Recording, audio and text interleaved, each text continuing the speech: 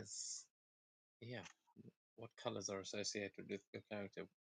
If we were to get this animated, how would we color character? And also, actually, I might be able to change your tokens, get a more Nordic feel, but in your colors. Andre likes to color code things. Let's see. What would would say the main color would be white. And the second would be either blue or black. That is at least from what I can see. Yeah, lots of white and blue in Mordia. You especially. Your skin tone even match. Yeah, so I think I'm having difficulty. I'm personally fond of purple, but Svenja feels more like an oceany kind of color, like a sort of a blue, a deepish bluish greenish color. So I kind of imagine that when she's in a good mood, her eyes are sort of like a more light Mediterranean azuri blue. And when she's pissed off, it gets like a stormy dark sea blue. So yeah, would color, yeah, she would have sort of different kinds of blues woven into the cloaks and stuff that she wears. Yeah, you guys have actually all got a bit of an aquatic theme amongst you in powers and things. I'm sure could actually get quite a good visual go. All these characters. What about Yormund? I'm not sure if it really counts as a color, but more so just for the difference. I'm thinking like metal. Just because Yorman wears a lot of armor for it, and Shepard looks kind of similar. Yeah. Yeah, I relate. Gunmetal gray. Yeah, I relate to Yormund is metal gray hard steel. That sounds right.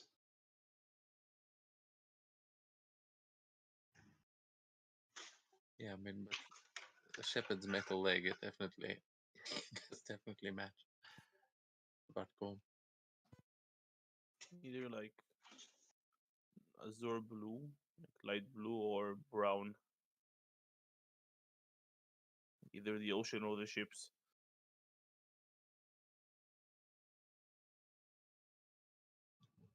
Yeah, your portrait captures that pretty well. How about Esla? Yeah, pretty obvious answer for me. Orange like the color of her skin, firstly, and also blue like the color of her eyes, representing sea and the storms and such. Well, too much blue. I'm definitely changing to purple. Lilac eyes. That's a good little bit. Easy to make a flag for the ship. I mean, a sail. A flag. I suppose pirate ships have flags. But yeah, who's got a recap for us for tonight? As yeah, last time had a big fight with a troll, basically.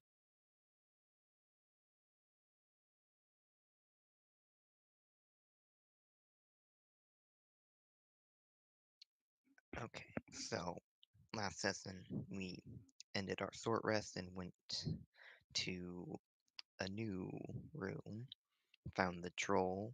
He acted friendly at first, but pretty clearly just wanted to eat us. We fought him, and yeah, he's dead now. We took the key he had and found that an archway behind him, despite having a gem in it, wasn't open. So we tried speaking some passwords relating to what the riddle on it was, and the answer ended up being Aegir in a couple different languages. So the the keys to the other portals are probably a gem combined with the name of a god. We didn't go through it back to the kobold clearing yet, though, and went back over to the left to investigate the other room. Found a village of little pixies or something. We didn't know a whole lot, but they were very grateful to us for killing the trolls that had been terrorizing them, and offered to teach us Sylvan if we wanted. Yeah, I think that pretty much brings us up to speed, as they had offered to teach you Sylvan, assuming you could come and visit the city and find a way to make yourself small enough. But after that, they all kind of went back about their business, and we rejoin you now as you are to head out through the gates. Um, there you guys are back in the clearing. It has the little body in it, and you now get the impression it was a combination of the troll and the drake that tore him open. But what would you guys like to do? It is getting late, actually. It's like 7 o'clock already.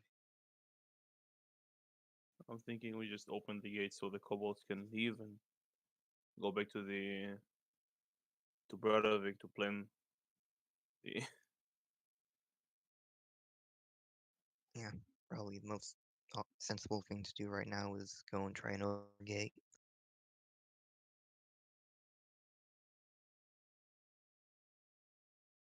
Sounds good.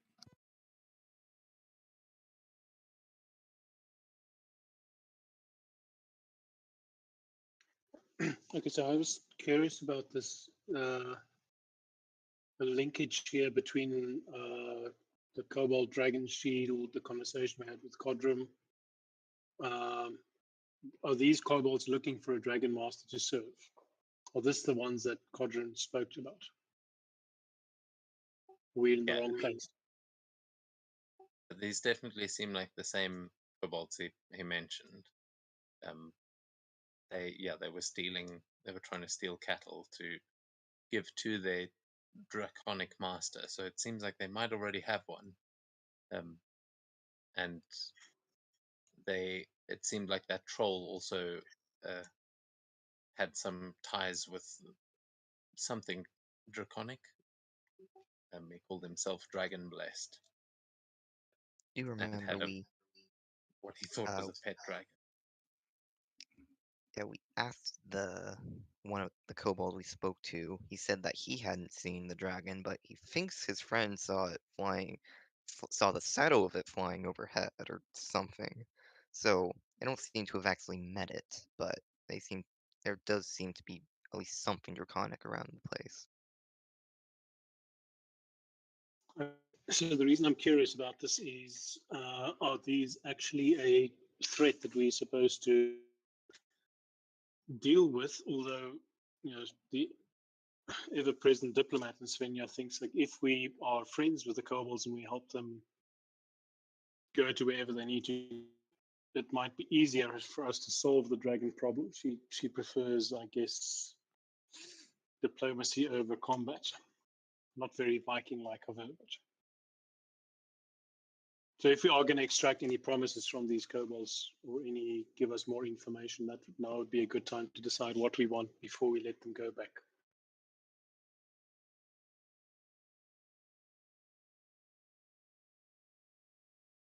Question mark? They already said they won't go back here to hunt. They will go east. I think the other party already Well, handled that west. part. We are east of the village.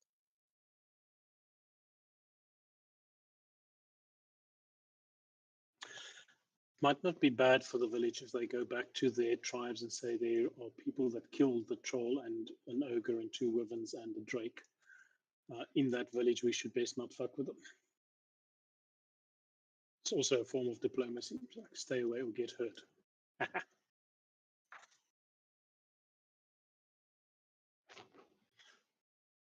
Okay, so I think I'm ready.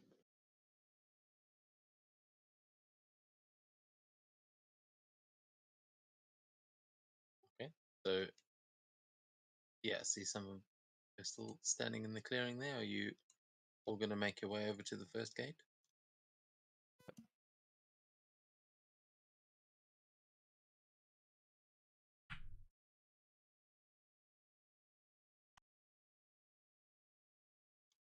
Yeah, I know you already tested opening this one. But, have I? Oh, okay, you can get through.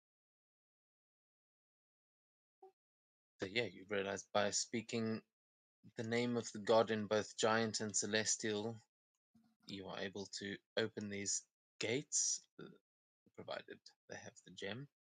Which, yeah, you guys have now got the keystone essentially, and a way to answer these riddles. Are you taking anything else with you that wasn't mentioned in the loot? Like, is anyone going to take that um the piece of the other one? I'm just asking as you guys are leaving. Piece of the other art. Yeah, like there was a last part of that other archway. It's, yeah, I mean, you obviously don't have to, but if you wanted to repair the other archway, the missing piece is right there. Okay, Oh, yeah, I'd assumed that definitely. was too big for us to carry. You're all pretty over encumbered right now. Well, maybe not everyone, but no, I mean, you could probably take it over. May take 2 people to carry. It's doable. Yeah, maybe wait Eh, till you open the other one first. we can get some kobolds to come and carry it for us. Yeah, I mean, if you want to even and repair it, that's like, I don't know, you might not even see any reason to, but when you make your way through here, you'll see the kobolds that have been basically waiting around, locked in here. Some of them eating the mushrooms. They will all turn to look at you and kind of step out of the way as you hear them muttering in Draconic to each other.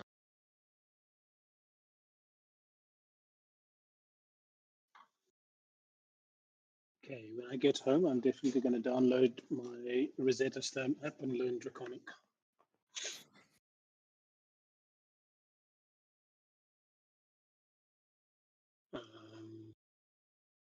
So I guess Svenja would look at the leadery of the kobolds if he's busy muttering and just sort of shrug and say, what?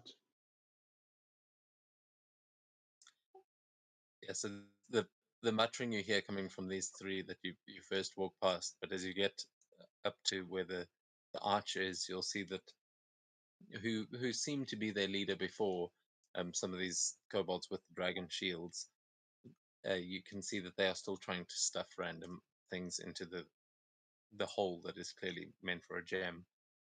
And you see that one look up at you and go, "Oh, finally! I thought you were never going to get. Wait a second."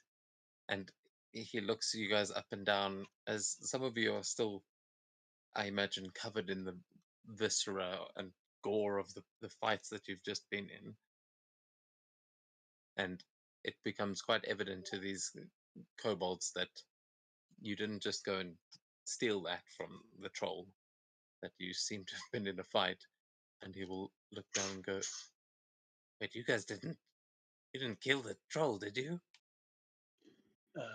He was disrespectful. Svenja would sort of narrow Yeah. her eyes as she look at him. You was can give more me an of a- intimidation check with advantage. It was more of a either we die or he dies. We chose that he dies. How ironic that she actually doesn't have proficiency in intimidation. I think she had 20. advantage. Yeah, need the proficiency. These kobolds, you see them sort of exchanging between them.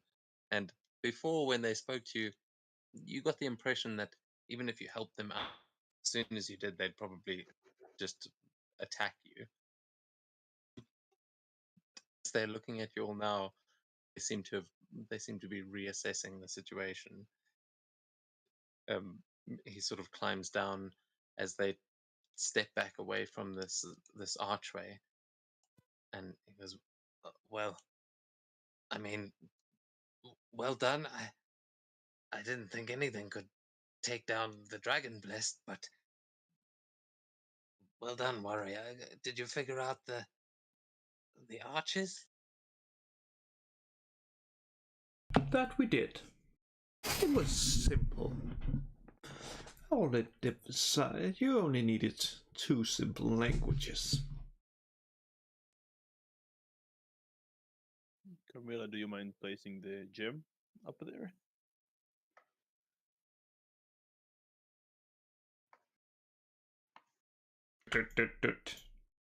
Yep. Okay. So is this the one that says what's dead half the year and live the rest? That's the one with that riddle? Yes. I can't remember if we figured it out last time. I was running out of connection, I guess, by the time we got to late night. I We think had we thought settled. that the answer was Lee, Frey. but yeah, we didn't ever settle on a specific deity. Freya would probably make the most sense. Because it's nature related. Yeah, seasons, winter and summer. Could be. Freya and Giant. Like Okay, you're talking to so- Alexa. Well, I mean, it has a similar effect as it does light up with this blue glow, and for a moment, as you put the crystal in and say that in Giant, you will see that faint outline of a word appear in, in Giant. Yeah. So actually, I'm trying to figure out what would show up if you said it the other way around. But yeah, you basically have half of the key there. Is anyone going to? Yeah, I'll try say it and- in Celestial. Okay. So yeah, as you guys get the impression, this is meant for 2 people to open together. As you say the word Freya, you will see this surge of energy as it embeds itself into the rock, etching the word Freya in Giant up at the top. And that opens the gate, which I hope, can you see through it now? Yeah. Yep. Okay. Yeah, you will see that behind this, you will notice there are cobwebs, and it looks like no one's walked through this path in a long time. But yeah, as you open it, you will all feel this warm gust of wind sort of blow over you. Are any of you actually still in? I am. Shepard is. Wait, why am I not injured? Maybe you opened the D&D Beyond one. We did We have a had short a rest. short rest. Yeah, that as well. We had a short rest before the fight, and not all of us got hurt in it. No, I think we did have one after. We had one after. I Oh, just yeah, didn't have all the yeah. die. I didn't roll high enough to fully heal. Oh. Okay. Hey man, you Enough dice. wasn't. Hey, you wasn't hit by a rock. That might just be that Svenja was being smarter this time around than usual in terms of combat. But okay. Well, either way, as this warm wind sort of blows over you, you will all be set back to full hit points, including Shepard. So Yeah, as you guys hadn't actually lost that much, I'm not going to bother rolling because it'll definitely be enough to bring all of you back up to full. And for those of you who are uninjured, so basically, I think Svenja, Yormund, and Ursula, you will have advantage on intelligence and wisdom saving throws for the next 4 hours. So, not sure if that'll come up this time, but as um, you feel this sort of calm sense just wash over you, and you'll see even the kobolds around you that were looking a little bit antsy. They they all seem to calm down as this gateway opens, and they all start to look quite grateful. So I think Svenja would sort of just turn towards, just sort of scan the tree for owls or anything like that, and then just say, "Thank you, my lady," in the general direction of the gate.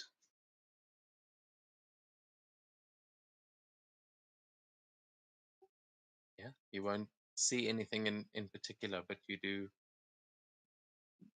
Yeah, you do feel like you have just received a slight blessing from Freya.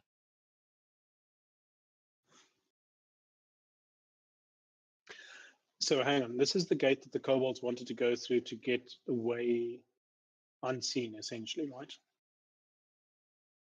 Yeah, so they'd been sort of trapped in this area by these gates, and this is probably what the dwarves said that they set up. So it was more than likely the dwarves that closed said gate. But as I said, this one looks like it has not been opened in a long time, as Kamala can see, it's full of cobwebs and all sorts of stuff. But these kobolds seem quite happy to head on through it without a fight, if you'll let them, as they're also now eager to start heading that way, and the leader is just standing there, ushering for them to come closer and pointing them to go that way. Yeah. I think Svenja would say to him, look, I would really like to not see you again. Don't take this in the wrong way, but I don't want to see you again near our village. If we meet further north, we can remember that we helped each other. Mostly we helped. We will remember your kindness. You're at least better than the other ones. We won't forget this, stranger. We will tell our master when we have reached him. What's your master's name in case? What's your name and what's your master's name in case we meet up again? I know this is terrible asking the DM to come up with a name for it. Oh no, he's got a name. I just read it, and it's my name's Garmin Jens. Sounds much better in Draconic. Carmen Jens. And your leader? Well, we serve the Watchers of Dragonstone. Okay. It is not just one. We have 3 masters, but they act as one. What do they call? And one of the other kobolds says, "A collective." And he says, "Yeah, one of those." Oh my god. Okay. The Dredge in Guild Wars. Suddenly we have this communist society. Yeah. All for one for all, centralized planning. Oh no, they're not politicians or anything like that. They're just uh, Just oligarchs. lovers of combat. They've been watching the Iranian games since they started. I think they just like betting on the fights, and we're trying to get a job in the amphitheater. You know, just trying to make a good living. The Iranian what? Iranian games, you know, the like world tournament. Just look at the rest of the party. I've never heard this before. Yeah, if you guys want to give a history check or something to see if you have, you're more than welcome to. Yeah. Let me see. I know it's in the quest log, but let me see. Look, Sven- you get advantage on the roll. Who said you're not going to use this? I thought it was on saving throws. Saving throws. It's checked. I thought it was, but hey, we've got a 21 and 19. Yeah, so Svenja, I guess, and Yorman, you can choose not to know this information if you want, though you would both definitely know about the Iranian games, that it is, like, it may sound like the thing of legends, that it is a place. No, well, it would be a pretty commonly known thing. You guys might be a little bit young to have really had any investment in it, but Svenja, you would definitely know that many legendary stories tell of battles held in the great Iranian games, that long ago, when the whole world was fighting against each other, when it was dragons and giants trying to kill each other, and men caught in between, that eventually they, instead of an eternal war between all the factions on the planet, that they came to create a tournament that would decide who wins, and that the gods of of Mordia, they will send champions to represent them in these tournaments, and if they win, they will gain not only glory and honor for themselves, but they will gain a seat in heaven, like the highest seat possible. The throne of heaven would be granted to Odin. Essentially, would take that position, but the Norse gods would become the ultimate gods of the world, and that happens every 4 years. It's basically like the Olympics, um, is how it would be viewed around the world. But obviously, they're not televising anything. Maybe in some fancy places you can watch a scrying orb, but uh, your mother would have told you about it, like as the ideal place for a warrior. That's the ultimate, um, that you could achieve, is to achieve glory in the arena. VIP pass to Valhalla. So it has a bit of a Hunger Games feeling to it, but I was recently watching that with Megan, so go Katniss. Yeah, Yorman just looks at the Kobold and those Iranian game. You're meant to fight in them?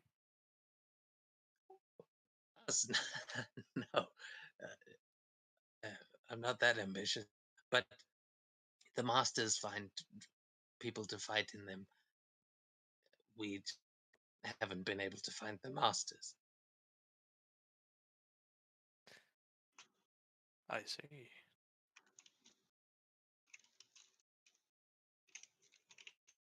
They train them up real good. So who knows? Maybe if we find them, we would be able to enter if they train one of us.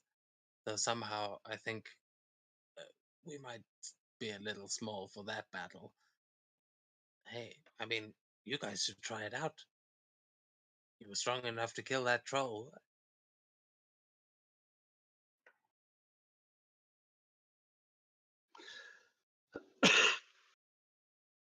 Tell the masters that there are powerful warriors nearby if they're looking for them.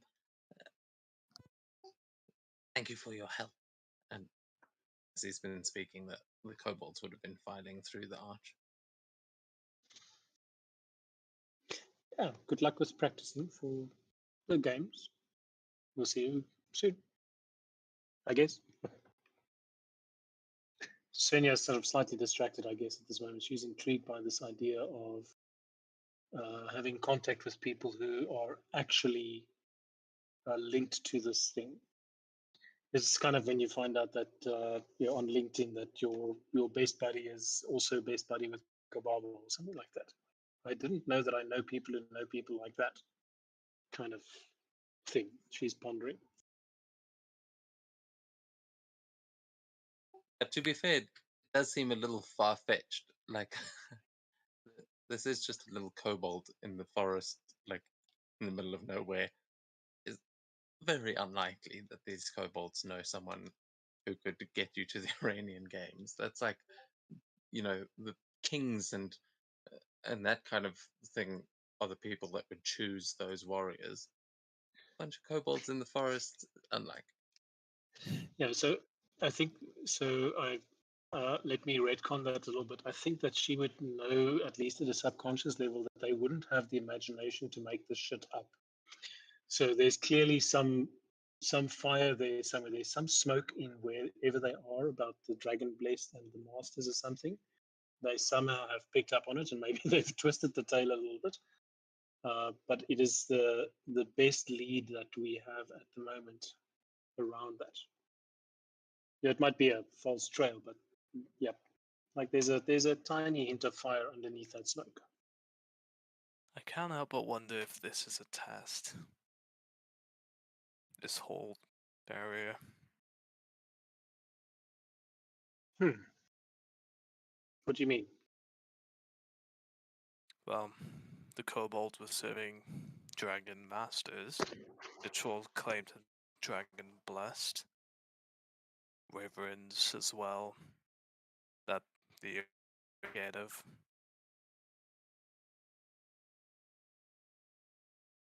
I think a It dragon just seems set a it up on bit purpose. purpose, yeah.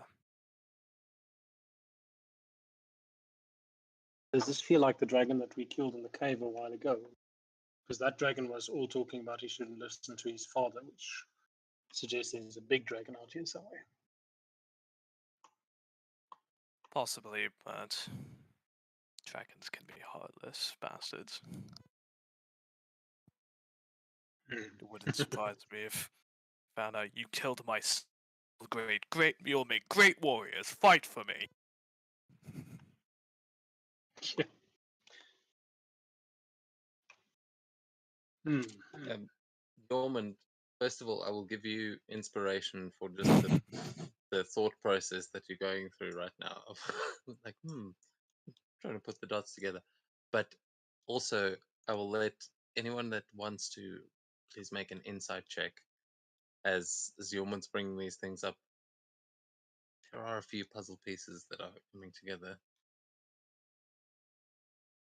Yeah, crud. Not Svenja's strong point here. Let's see. I have just an inkling. Well, Wow. Yeah, you got to be disparaging every time. Actually, every time you're like, "Oh, I suck at this," rolls disagree. obviously, once you know the pattern, you try and hack it, fail. Yeah, that's true. Okay, so Camilla, Gorm, and Svenja, you guys, you overheard him, as Yeoman's bringing up that the dragon blessed and all of that.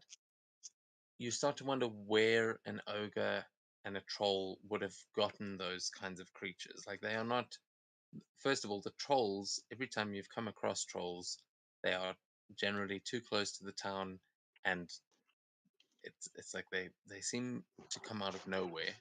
But secondly, these draconic creatures are not naturally so close to town either. It seems like they've been put here, like they are far from home in a way. And what these kobolds are saying, that there are dragon masters, like getting warriors ready for the Iranian games. You get the feeling that there could definitely be a connection between the creatures you've been seeing around here and potentially dragons, that intelligent dragons, of which Svenja, with your nat 20, you would know that the dragon that you guys fought for didn't seem smart enough to pull something like that off. And with that nat 20, you heard them say that their master, that you heard the kobolds say that their masters have been watching the Iranian games since they began. The Iranian games began 522 years ago, Oh, shit. when at the beginning of the era of champions that you live in now. That's why it is called that. So these dragons that they're talking about are at least 500 years old, if that is to be believed, which means they would be much bigger and much scarier than the one. So what I'm understanding is that the dragons did place that this troll here, and it's a part of a test. And if maybe there are more, not necessarily trolls, but other dragon blessed enemies, like spread around Mordia. And if we manage to beat them, the dragons will send us to the Iranian games. Only one way to find out, I guess. I reckon that's viable.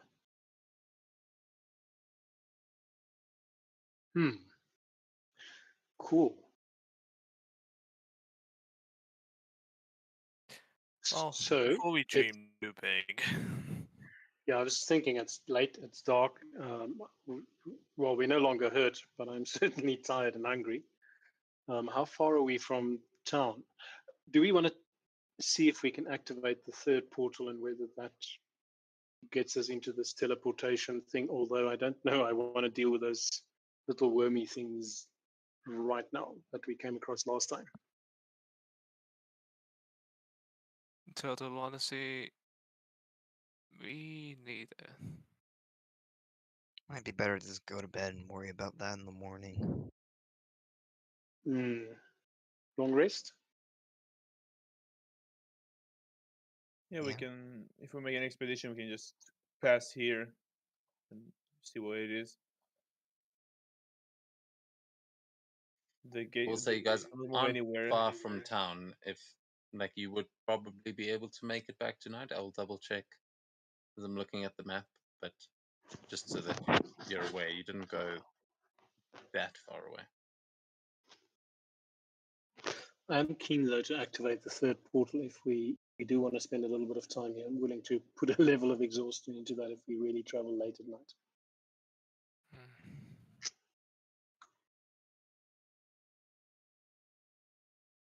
Hey man, this is Svenja. This is magical secrets. You cannot ask her to walk away from a magical secret that she knows is here and we know how to unlock it. Yeah, but did not have a great time the last time we went through the world tree. So I'm happy that we travel overland. But Yeah. this is like asking Yorman to leave a nice shiny piece of rare metal on the ground and come back tomorrow to pick it up. That's what you're asking Svenja. I Right? don't think the piece of metal I will mean, kill him. But okay. Not Hey, directly, at least. that's Mikkel that couldn't leave a pair of fucking ingots Ah. alone. But sorry. What would be Yorman's irresistible thing? That should be our question for next time. What can Yorman not walk past? A new Any dog. fire. you just have to find out. He just checked. You are at like about 4 or 5 miles from town, so it's really not far. Couple-hour walk, I think that could do. Yeah.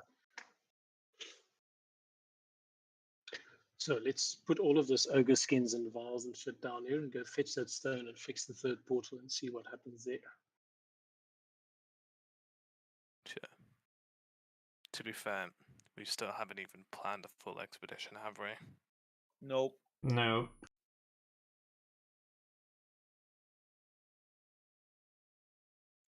You have made some progress on the what you guys were tracking originally when you came up here. You kind of lost the trail and found this place instead, but you could pick up the trail again from the bridge where you diverted from the river if you wanted to carry on investigating whatever poisoned the river. Yeah, probably good to try again with that, even if we don't have a very good chance of finding anything.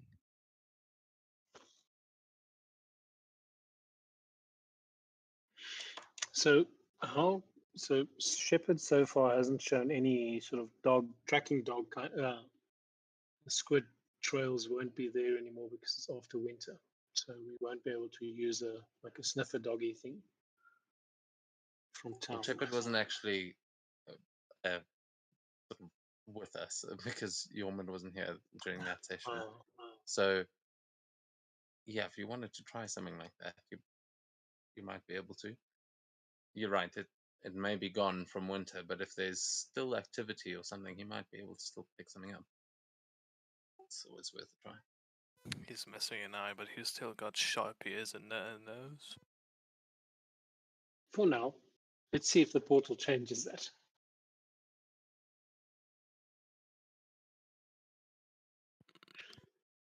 Oh my word, scared Vikings. Don't even put a tiny little stone on top of another stone. Yes, he's consciously mocking you now.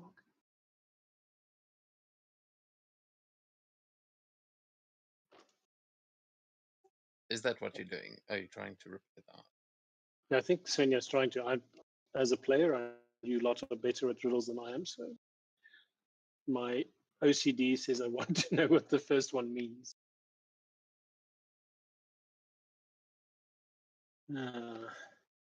We had said the answer to that riddle was knowledge or Odin, because we already know it's Odin. Okay, damn. Okay, bad notes. That's the only one you actually got the answer for. But you did notice that the other two had a slight. It was like a slight magical effect. When they were opened or when you walk through them. But this one doesn't seem to have any active magic because it's broken.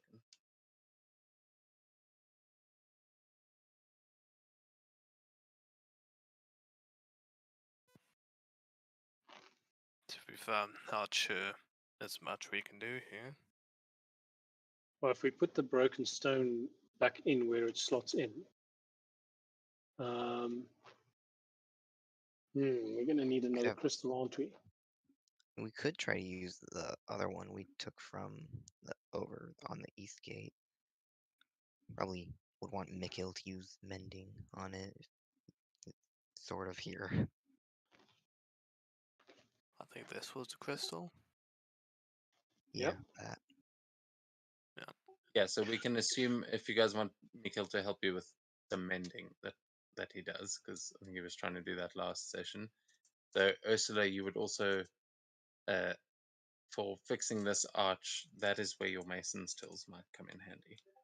You were trying to use them Yeah. last session, but here you get the impression they might help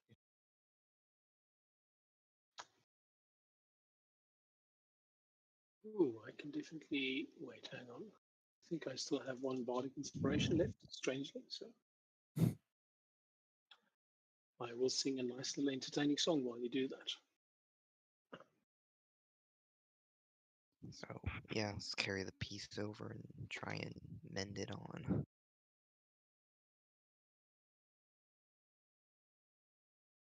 Okay. Yeah, you can give me.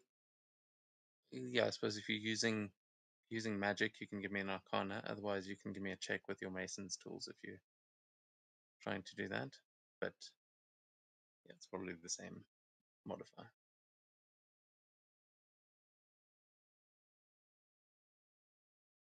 Oh, Yeah. Why am I injured? Okay.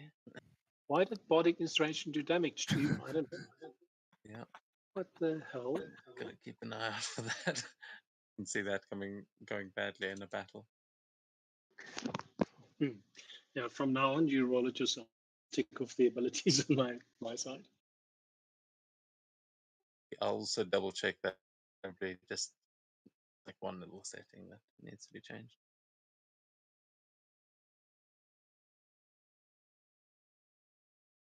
Anyway, that's 15. Okay. Yeah, 15 will be enough to make some basic repairs. It'd probably make it look prettier, but this does the job as you get it into place and you'll see those runes light up saying the word Odin, and you'll feel this surge of magic underneath you as it also begins to glow like the others. Make the lighting effect show up.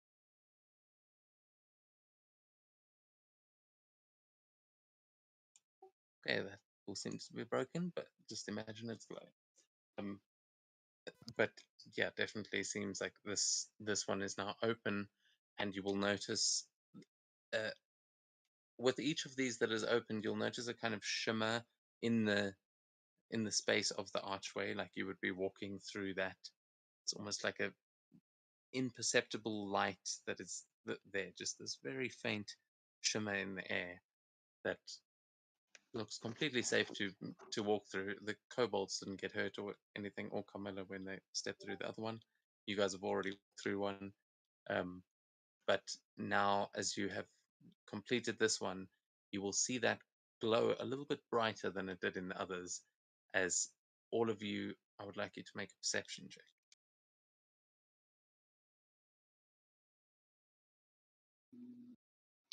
Wait, hang on a second. This is an advantage because visual. Oh yeah, disadvantage for me. This visual. And it's fine. It'll be either or, not specifically visual. Okay. Can be though if you want it. Wow, we're getting good rolls tonight. Okay, yeah, no, that's pretty good. So everyone other than Camilla basically notices that there is a sound that seems to come from the trees below you, where you know that the other archway is, and from behind you, that there seems to be this hum that is created from the three gates now that they are all active. And Yormund, was that this check? Yeah. Was it? Yeah. No. Good 25. Yeah. Yep. Is that for this? I wasn't sure if I was looking at an old roll, but yeah, with the crit, you will notice just above everyone's head, you'll notice a small, almost silvery string that goes from this portal as it is activated over your heads to the other one, and then you'll notice another one split off to the trees. It looks like they are now all three connected in this big triangle, and there seems to have been some magical effect now that they're all open, but it still looks completely safe to walk through. It might just be that they are connected. Yep. You don't actually see any magical effect from it. I'd hazard a guess now that we could probably, just maybe, go to any one of the arches now.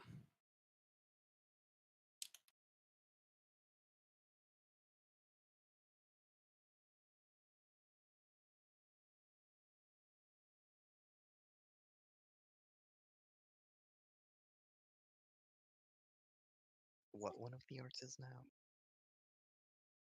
Any of them. Hold on, are you guys standing under the arch there? I can't actually see it on my Yes. screen. Okay, so you were the first one to actually walk right through it, right? Yeah. I'll move a bit backwards. That's cool. So uh, as you go through it, everyone who was under it there, so Camilla and Yormund, I think. I think Um, we're pretty much all huddled in there. But yeah, this could be very good yeah, or very bad.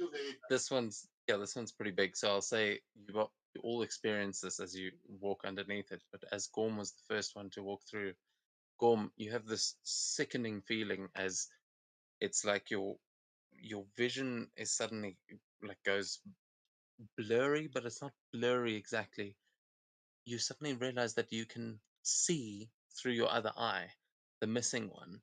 You as you step through this, it's like your vision doubles, and you are seeing both what's directly in front of you and something else entirely. And as sickening as it is, most of you feel this exact same sensation. Even though you're not missing the eye, you are seeing something else playing out in front of you, just overlaid over reality. It's a very strange vision. Gorm, you are looking up from what seems to be some kind of just like a table, like your eyeball seems to be lying on a piece of cloth on the middle of a table, and there are two figures busy like kind of leaning over the table, and they seem to be in conversation, but you cannot hear them because this is an eyeball, but you can see these two figures talking. And I would like, because everyone can see this, I would like everyone to please give me a religion check, um, to see if you recognize these figures. But Gorm, also, as you are stepping through, what would you like to do as you feel this sensation? I'll go to feel my eye where it's missing, but it's still missing. Yeah, shit. Damn it, I don't have inspiration to apply to this thing. Fuck it. Okay. This is an intelligence check. Didn't I say you get? Oh, okay. So it all checks. Let's roll Oh. it. I thought it was Did I just say saving throws earlier? Yeah. But this gate actually does give you Oh. advantage on all intelligence rolls. Intelligence one, so say you use it on them. That went even worse. Okay, 10. Okay. Yormund is the man today. Your friends may be able to point this out, though. Yormund, Camilla, and Ursula, you guys would all be able to tell, as there is one person sitting over this that is, well, I'll get to the people in a second. As you look around, you see what looks like a long house, like, but a massive hall. Like, this is a grander hall than you've ever come across in your actual life, compared to the one in Broudevik especially. It is insanely just beautiful. Like, this is somewhere you could spend every night drinking for the rest of your life quite happily. And the two people that are sitting here uh, speaking at a table in this hall, as though they are just here having a drink and a conversation, seemingly about the eyeball that's lying on the table in front of them. You can see that one of them looks like he just got out the shower. He's definitely just been for a swim. He's got a big thick beard, but he's just sopping wet, and it doesn't seem to make any sense. Though the other guy, he looks quite old as well, though um, he's wearing simple robes that sort of flow over his shoulder. The pin, however, is what gives him away. The the symbol that he is wearing is a symbol of Odin, and he is very clearly missing one of his eyes. This is quite clearly the Allfather himself, and he has got Gorm's eye on the table in front of him. And it now occurs to you, hey, your eye died in battle. That must be Valhalla. And it seems Aegir and Odin are currently having a conversation while your eye is staring up at them and all of you are looking through it.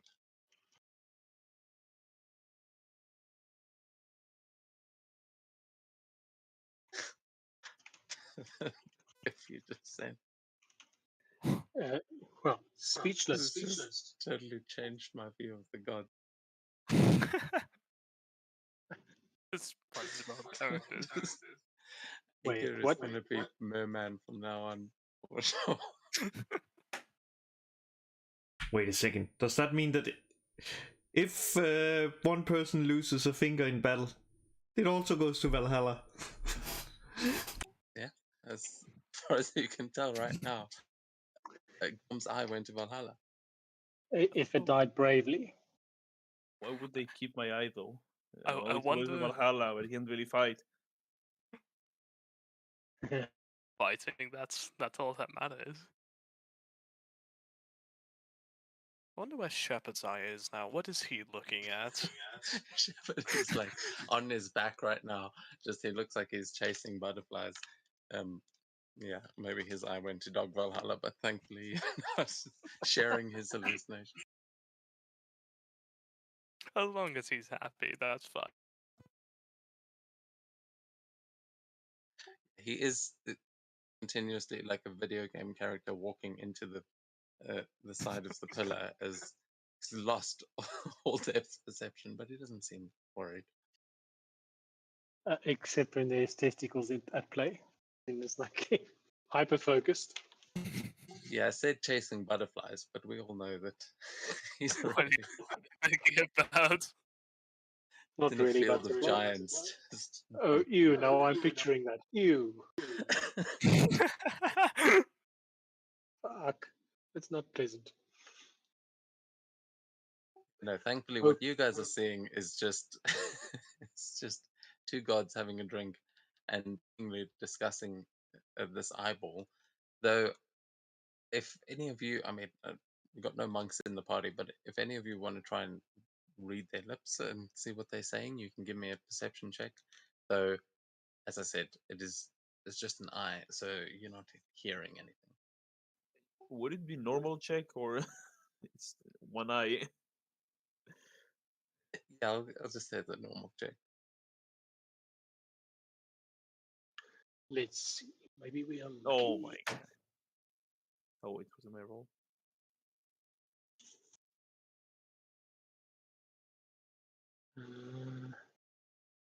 Has it rolled it now or not? Yeah, yours came through a 15. Okay, yeah, so this one, everyone but Ursula, I'll say you are able to pick up the gist of this, as maybe with a little bit of back and forth between the group trying to decipher exactly what they're saying. You will, yeah, you'll kind of be able to make out that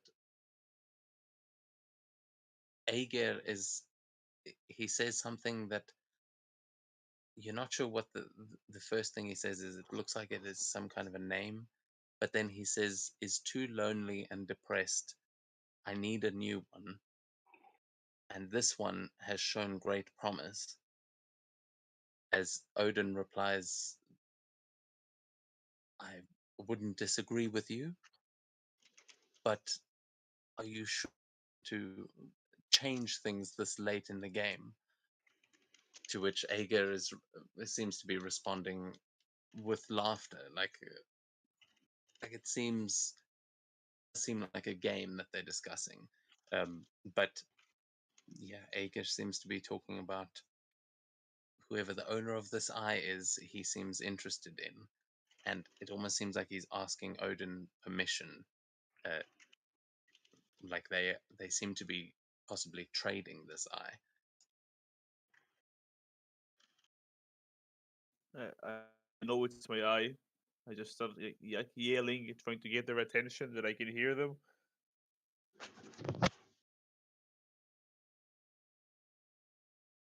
You don't see any response.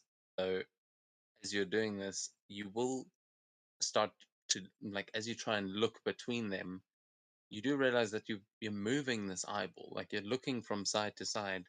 The eye seems to be like capable of movement. So from their perspective, this eyeball is rolling around on the, like, trying to flick between the two of them.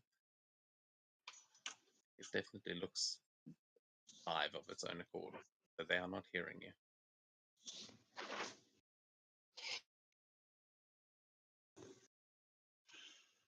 Hmm.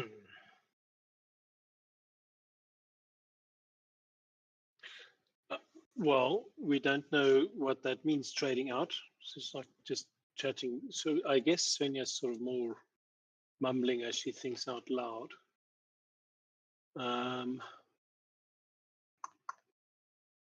Use that.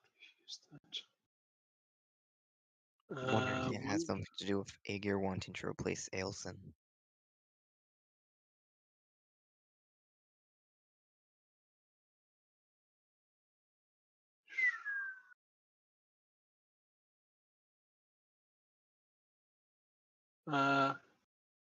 How far away are they from the eye?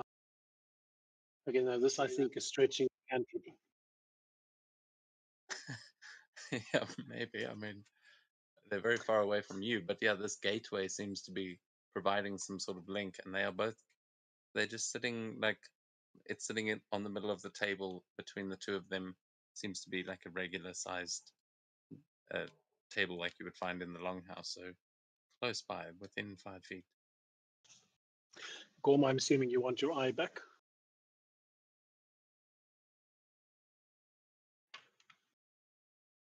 So what, I guess, or do you want to know the price first?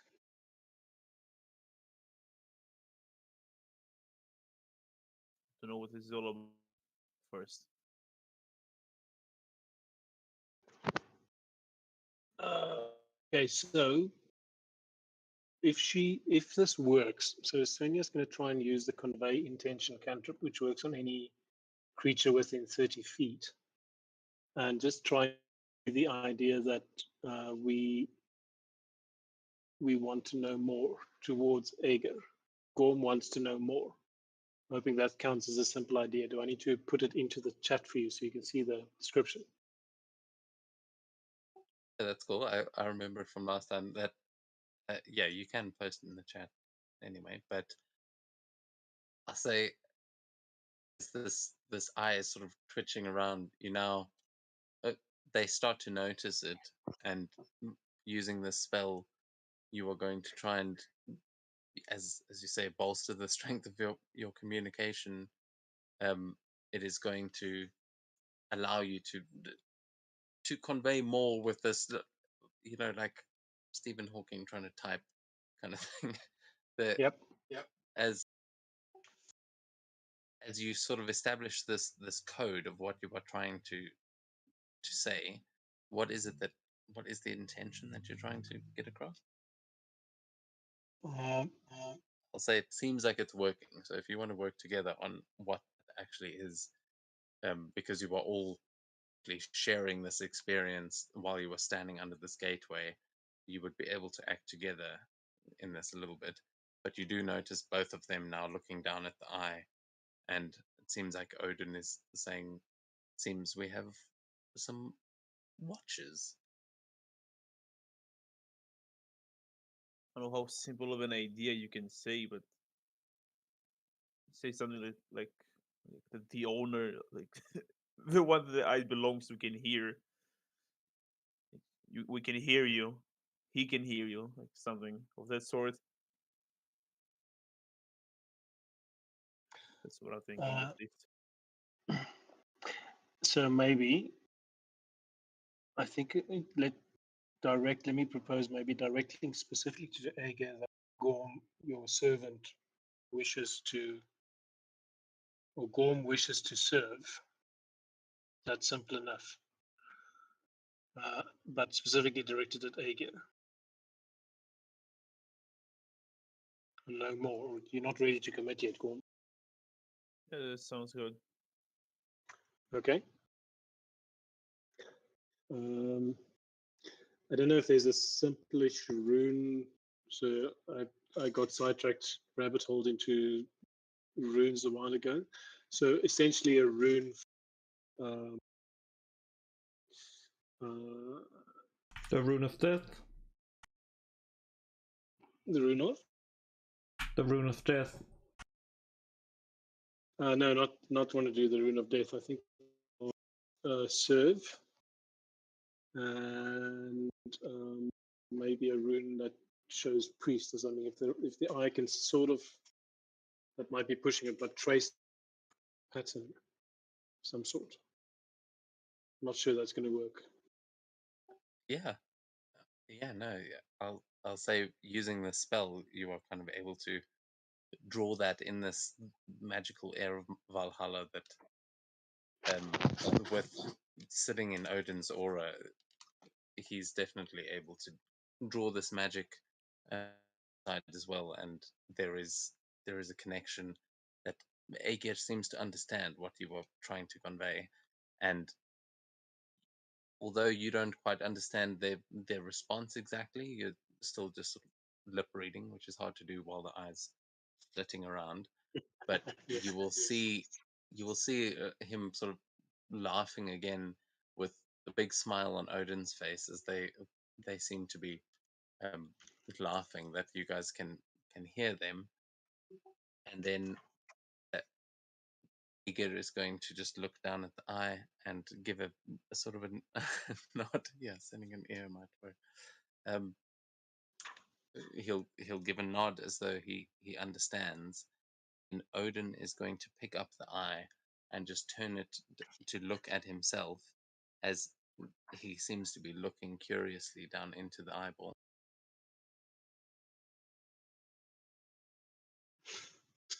I thought someone was saying something.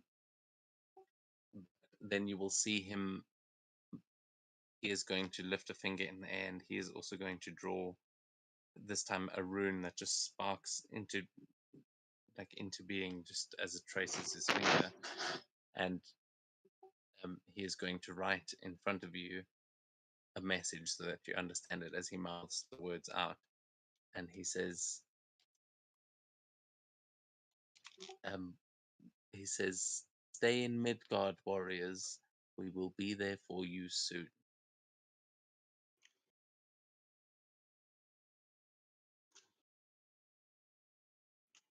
Okay. Wow. Okay, that escalated quickly.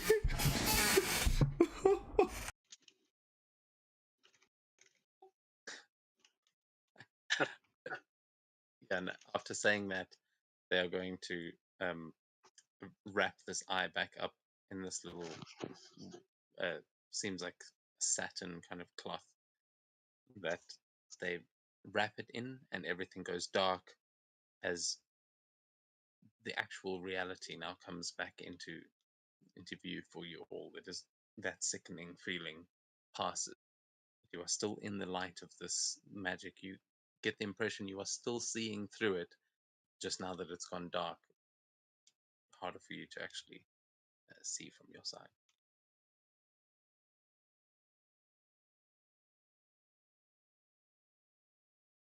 Wow, it's just this is the only one that ate the mushrooms. That's pretty awesome.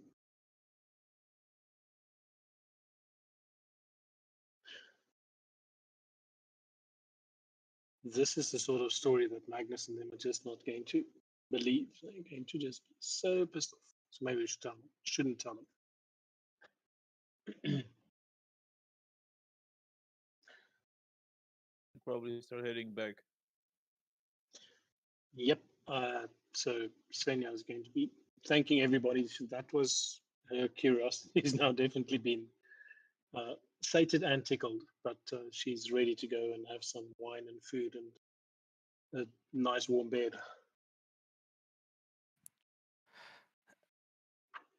Yeah, So, I definitely need to go to bed. before we go, though, I would like to check over through the gate over to the right, just see if there's anything over there, if it just leads out of the forest. You will see a similar sort of shimmer in the air that is much more visible than it was when you first opened them, just like it is in this gate. It seems like they all got a bit brighter once all three were activated. Anything happen if I go through it? I mean, you can try. You saw all the kobolds go through it, and nothing weird seemed to happen with them. But yeah, that was before you activated it. Yeah, as you step through it, there will be this sort of warmth in the light that passes over you, and as you are stepping through it, I'd like you to give me a wisdom saving throw, please.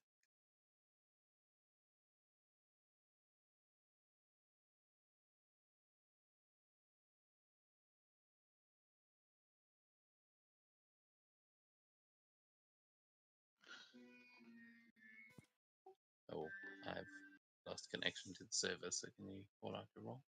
2. Okay. Yeah, so as you walk through, well, that sort of warm feeling just fills your entire body, and you feel absolutely fine. In fact, you feel like completely stoned as you walk through here. Just everything's chill, and it's like, oh, the forest actually feels great tonight. But as you look out in front of you, it is not the forest. So like you don't see the cobwebs in that the kobolds were walking through. I mean, they might have cleared.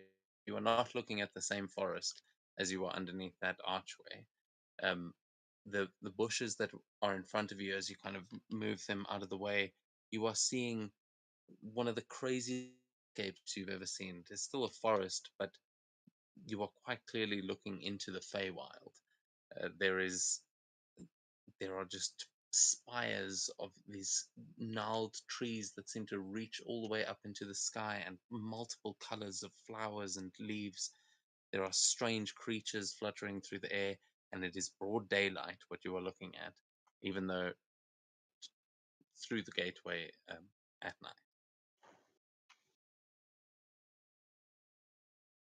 You're just sort of peeking out through the bushes. Svenja, if you're joining her there, you can also give me a wisdom save um, to see if you are seeing this as well. But you Yeah, you sort of just see Ursula walk through and peek her face through the bushes on the other side. I Oh got a yeah, I 13 forgot on I had this. advantage on that save. You can also choose to fail if you're That's wanting to fine. feel the effect. Hmm. Also, Ursula didn't disappear. She's still standing in front of me, right? Yeah, she's just there's like a bunch of bushes on the other side of the gateway, and she seems to have just sort of climbed into them, like she's crawling through them, but she's just looking out the other side. I don't know how she's reacting, but Want to pick she's a where she flower? is on the map.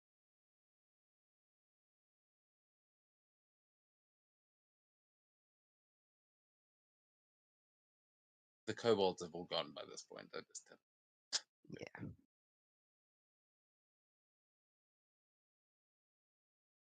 you're seeing talking flowers instead that are just singing a song as they walk by. Yeah. Look, I think Svenja would probably not mistrust the gate. So let's say she will fail the second throw and poke her head back through and say, "Yeah, this you must come and see this." Well, I don't know if we want to go into the Feywild right now, but So here's the bit that I'm worried about right now: is if we've now activated this gate, does it mean that anybody can travel in all of these directions, or can we take the gem out and take it with us so we have the key only? What would be protocol? But first, hey, you lot, do you want to come and see this? This is like pretty awesome.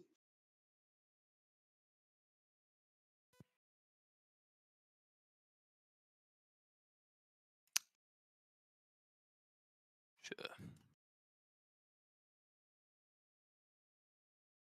Woohoo!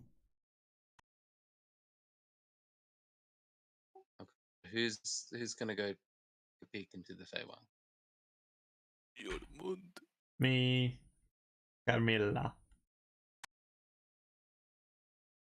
Okay, are you joining them? No, I want to go to the one the Aegir. What's the answer? And it. Okay, yeah. So we'll. I didn't know we were going to be playing with all the gates tonight. Fine. No, I just all the power stuff I haven't fully. I know basically what you're seeing. Carmilla, you would notice immediately as you make your way through that this is the place you were seeing before when you sat down on the throne. This is definitely the same sort of landscape. It looks like a different area of it, but you recognize this place, like you've been here before.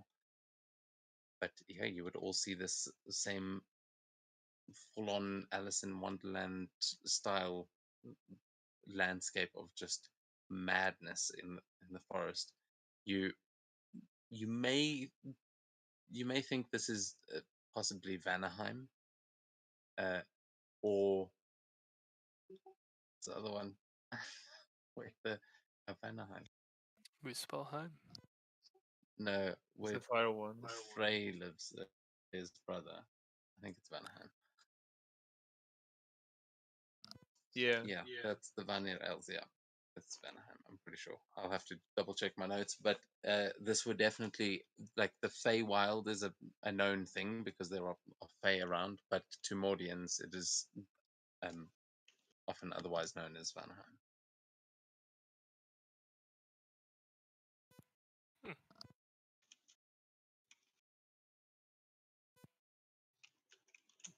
You know, this is a lot of mindfuckery for one day. Yeah, we should probably go and make sure Gorm is okay and go home. Now we know what's happening here. So. Well, Gorm, do you go try and check out what's happening in the other gate? You are going to. At first, it'll seem like nothing is happening, as uh,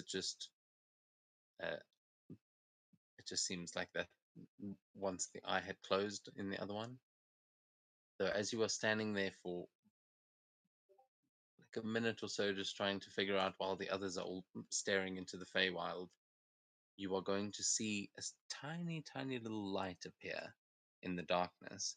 And it is like you are looking at something far in the distance from where this actual archway is. But it just looks like a tiny little glowing light that is coming closer and closer. And as it does, I'll ask a perception check here from you. This just be a normal check.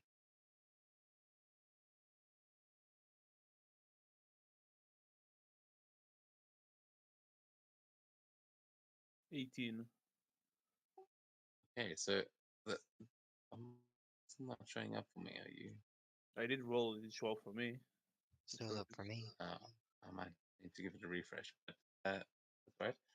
So as you look out with an 18, you it takes a second to focus with just the one eye, but you notice that the light that is coming towards you looks almost like a lantern, but it seems almost organic, a pearl that is glowing with these vines wrapped around it, and it is being held in the hand of a figure that you recognize. You see the long hair of Aegir, I mean of not Aegir, of Ailson the Arisen, as he just drifts towards you, and he seems weightless, like you are looking deep underwater, and he seems to be moving the light closer towards you.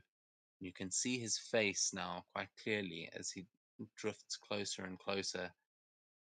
And from what you've seen before, that anger, that like horror, that almost nightmarish face that you've seen before, is replaced by someone that looks deeply, deeply sad. Like this guy looks like he's depressed as hell, just like he's out here looking for a friend, but he seems to be coming closer as though he's investigating where you are standing. Like he's trying to peer over and see what's over there. Are you gonna do anything? I'm going like to cross the gate.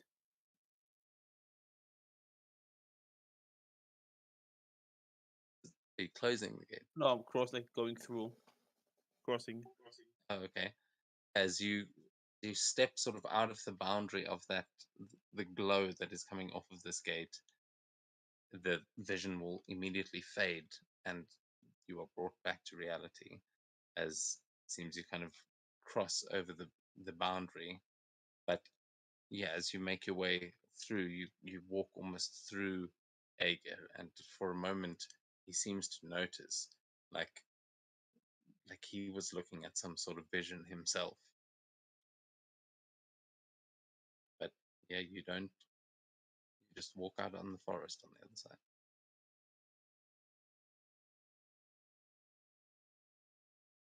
Right, I'll turn back and head to the party.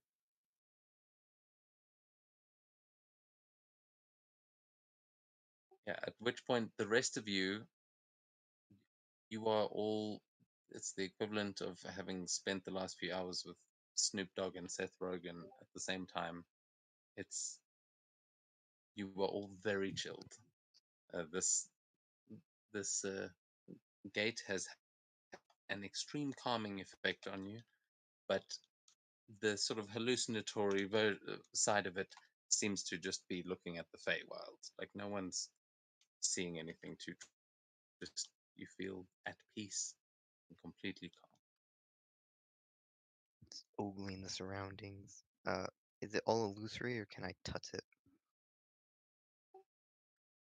It seems like you can touch it. Um, if you guys are going sort of beyond those bushes, just tell me. But from where you are, it seems close enough to touch. I see sort of walk around feeling the plants. Uh oh.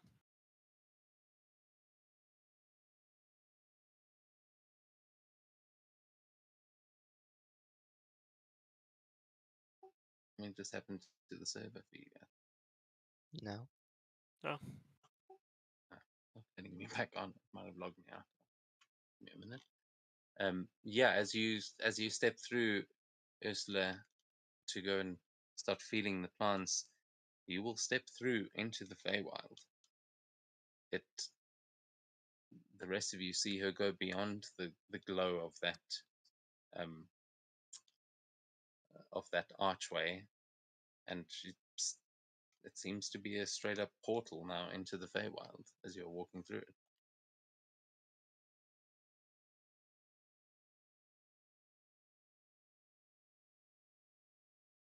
And Ursula, as you look back to the group, you'll notice very similar art.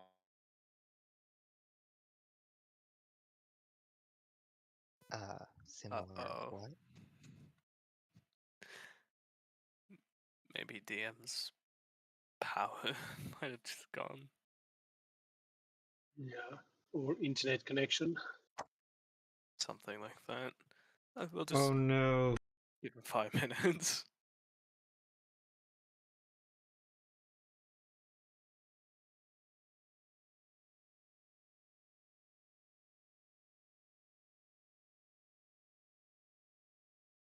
Hmm.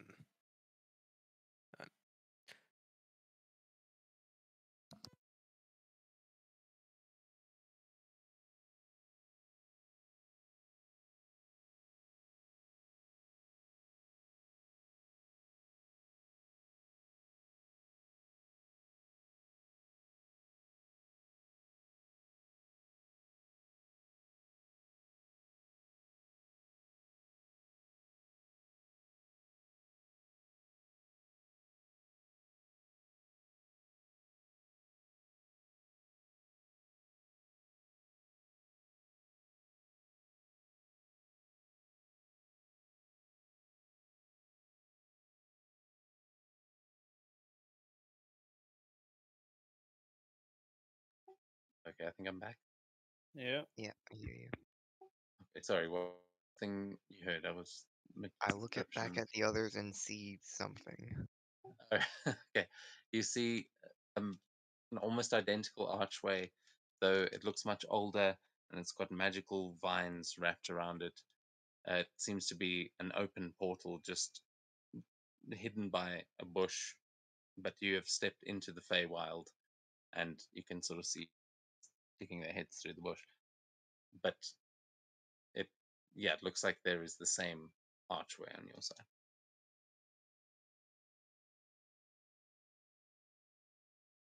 Oh, wait, come on, guys. This place is cool.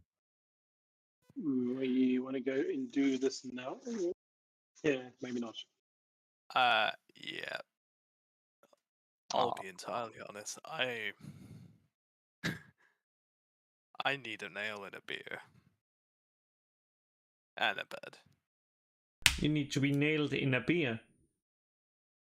Well, that's a pretty long place to go. You see the rest of the party has had their head in a bush for the past hour and is starting to get impatient. Not sure what could possibly be so pretty out there.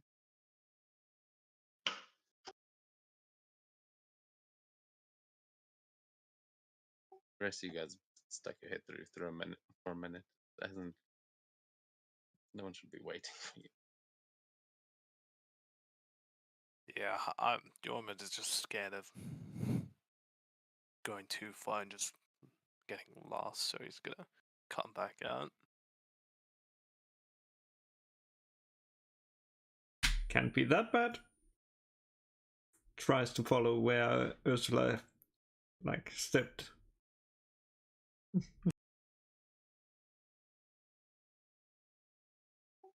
Yeah, you follow her, aren't they? See another group walking flowers, busy singing a song as they walk past and weave in between your legs. You just kind of see them in their way and they don't pay you much attention. Yeah, when someone steps out, like an hour after they went in there, Gorm, that he seems none the wiser, and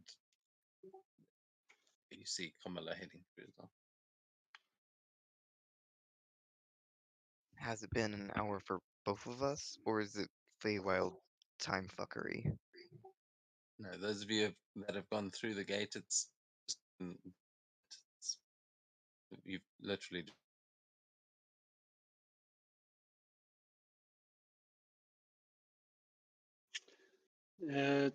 So can come on, guys! It's been like how long do you need? An hour? Can Svenja say that from this side bush?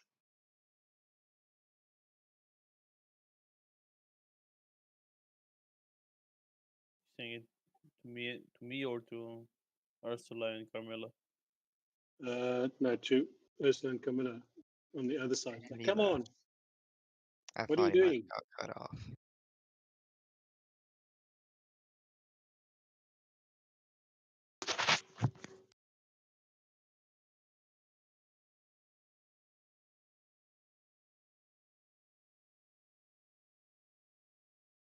Do.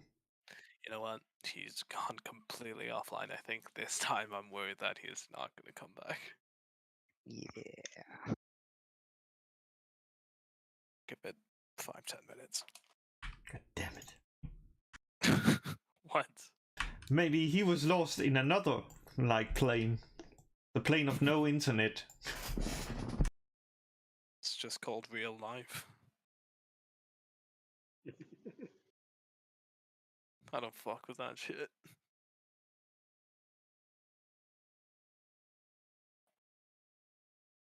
Well, in the meantime, I shall fill in a form for my daughter at 10 o'clock. Say, hey, I need this for tomorrow. Fucking hell. That's why I never want to have kids. Yeah, there is something to be said for condoms.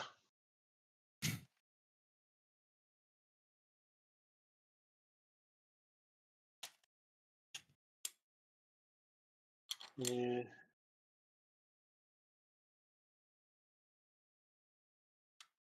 My child allergic to any food. Yes, anything that is vegetable or fruit. Up his back. Hey. Hey. Just give him a mic.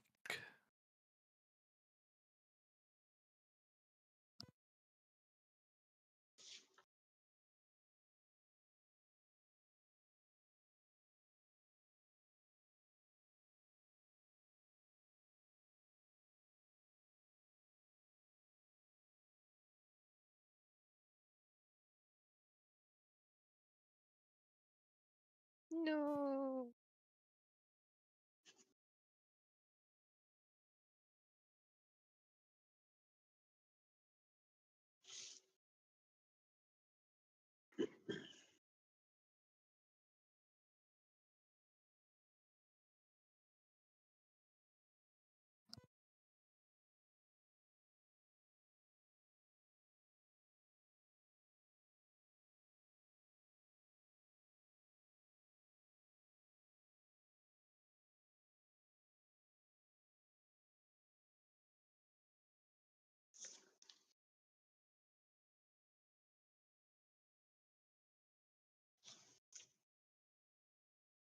He'll be back soon.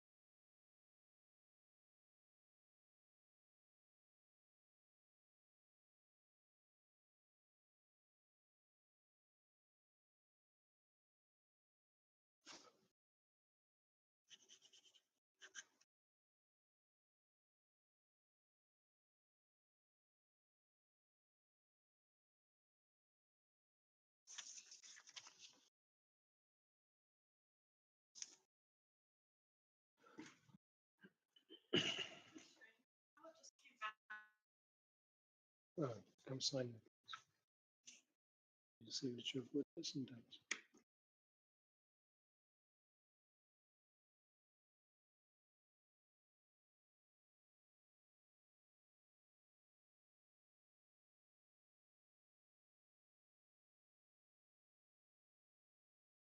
Okay.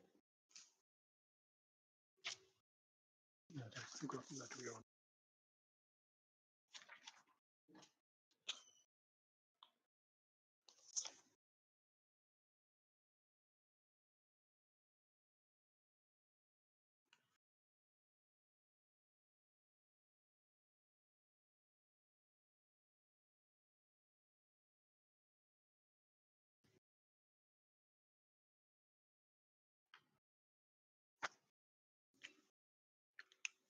Yeah.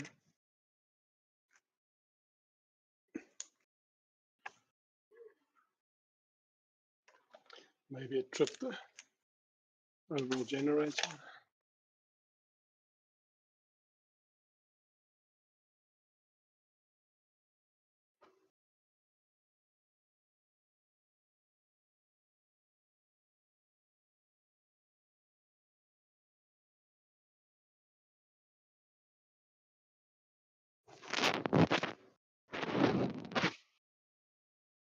Yeah, I think maybe his power's gone out.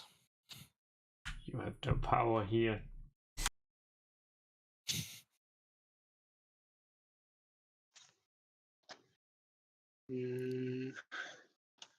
So, yeah, let me just. I'm going to Just out of mess around for another 5 or 10 minutes because our power is supposed to have come on and it hasn't. So I will be back in about 5 or 10 minutes.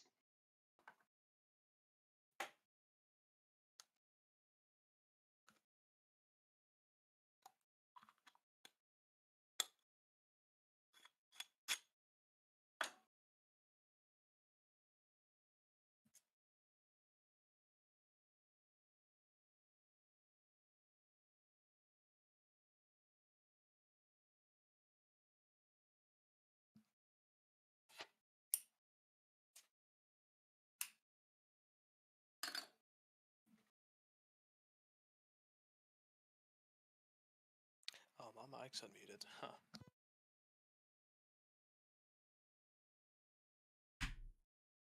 Most likely just to indicate they are AFK. Say again? Most likely to indicate they were AFK. We did the same Monday during the Pathfinder game.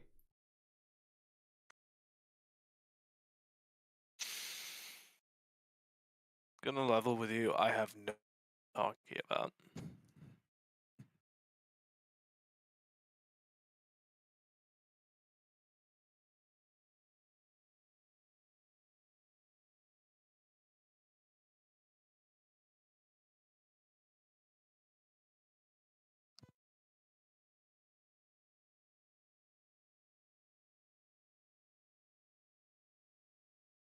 Who are rolling their joints at 8 o'clock in the evening?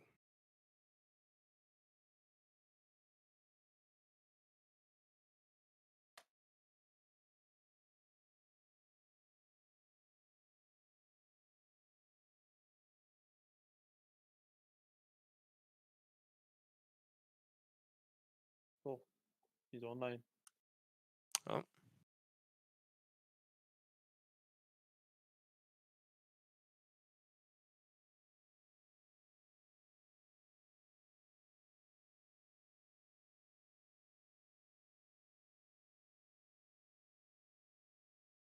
It's typing.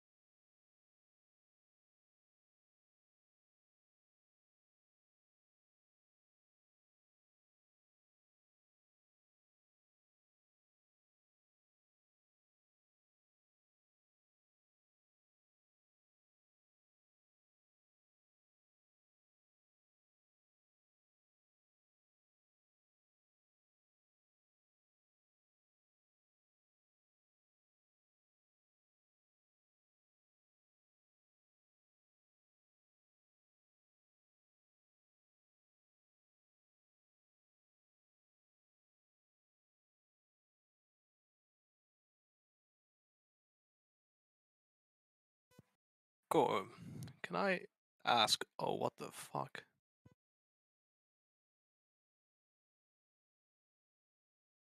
It's not a question, but sure.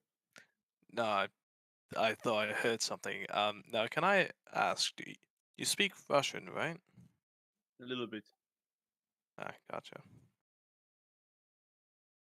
I just wanted to ask how. My parents were from the Soviet Union before they moved to Israel, and they told Okay. me some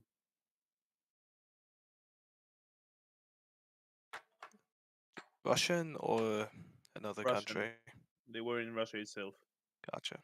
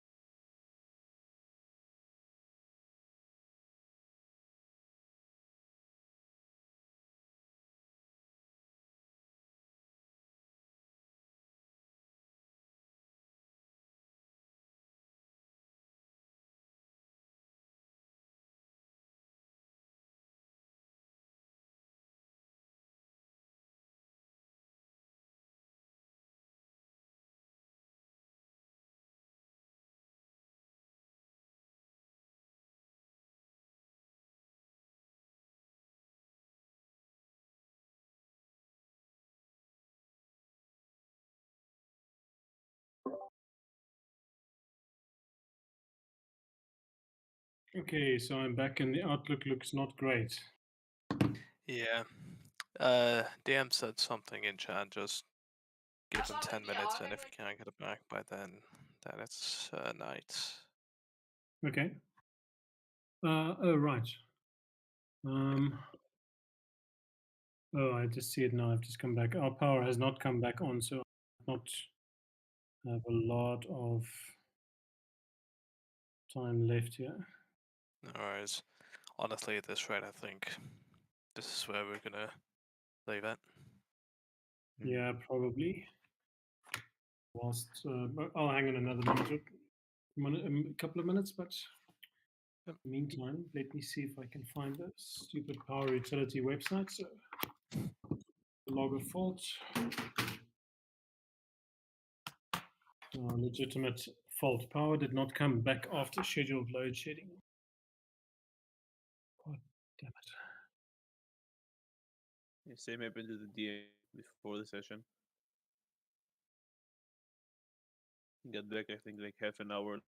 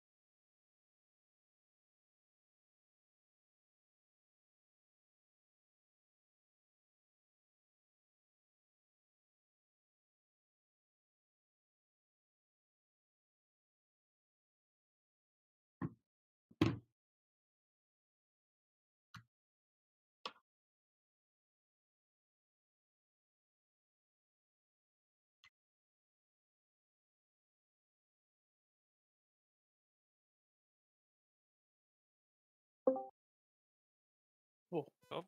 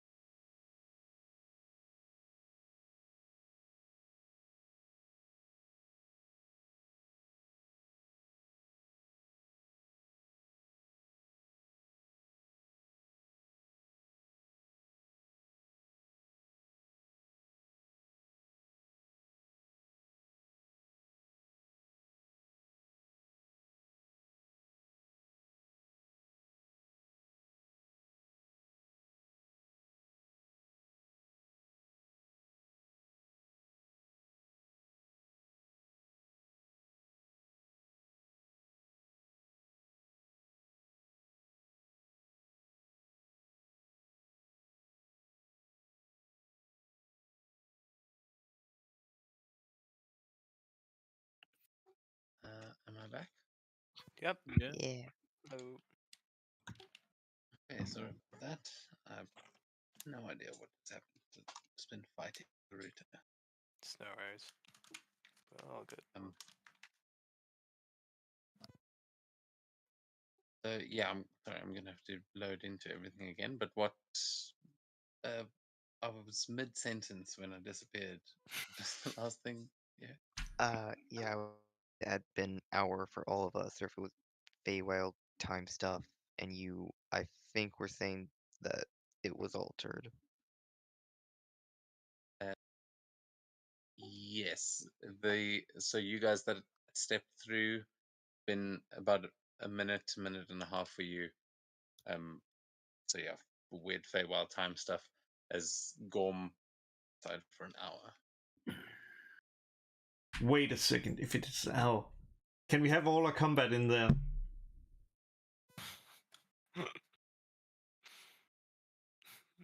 Yeah. Maybe not a great idea. Come on, man, like, it's just, like, think about it, like, we can have it done, like, in 3 minutes.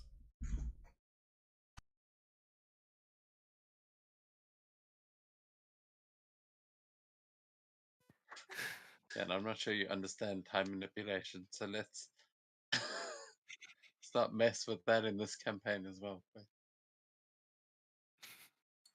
I Yeah, think it as should be a common humans, theme actually.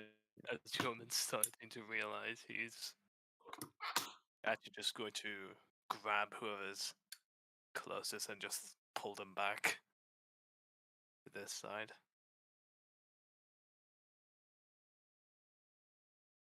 Me and Uh, Carmilla are just over here chilling. So I'll be trying to pull back Svenja, I think. Unless Svenja's also gone through all the way. Let me unmute. Yeah, I'm still unmuted. No, she's on the edge still. She's also like, hey, come on. We've been waiting here for how fucking long? Because I guess if she's on the same side as Gorm and everybody, then come back. I think you did say that you stepped through, didn't you? I mean, you had on Step the through map. the gate, didn't So go yeah, through the bushes. yeah, the gate is enough. If you just Okay, the you gate went is. through the gate, you stepped into the Feywild. Yeah. Yeah, get back here, bitch. I can't hear you.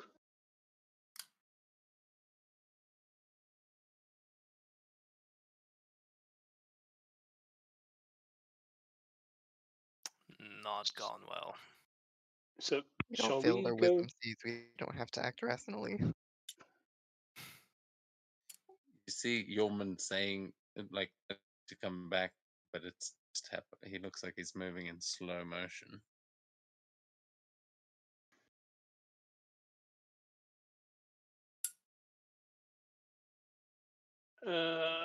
Okay, so hey, time. There's shit no, happening with timing. He's going really fast. Sorry. Mixed it up. It's actually blurring. We can't see him. Well, I mean, you're definitely gonna notice me tugging at you.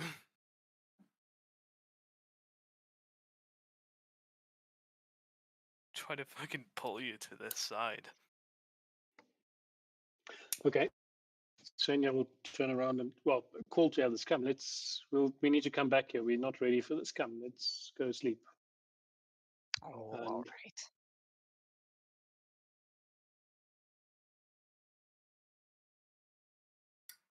I want to take a little piece of plant though. Just turn to Gormus like, you could have said something sooner. You didn't have to wait a full hour. Like, wait, what? You should We're call. like there for a minute. What do you mean? Exactly. Uh, Fuck.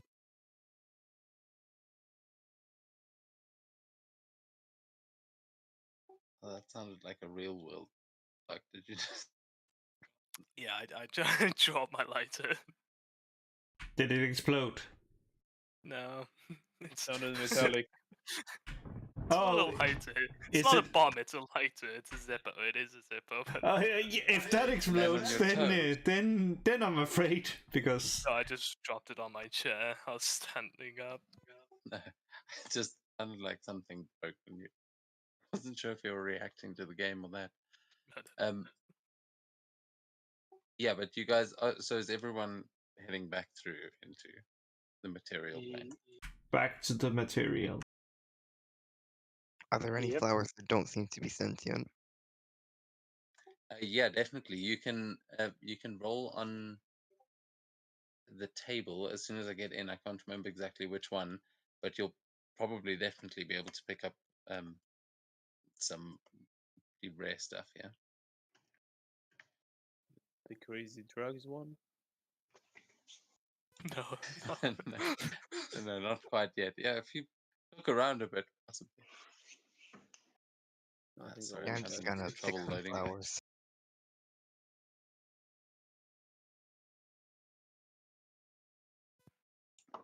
Yeah, you can easily gather up a bunch of very colorful flowers. We'll roll on the table to see if any of them are useful, but I'll let you know which table when I get back in, unless there's one that's obviously Fey. Not. Oh, no. the like gathering like reagents or something. This one, just specific Yeah, for. that's Oh yeah, there's one. I There was is looking to failed search lens. for materials.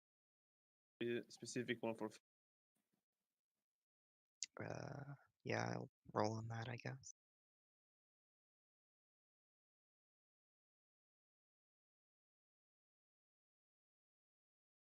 so I think it's a survival, and then If you roll high roll on enough, that you. to see what you found. Yeah.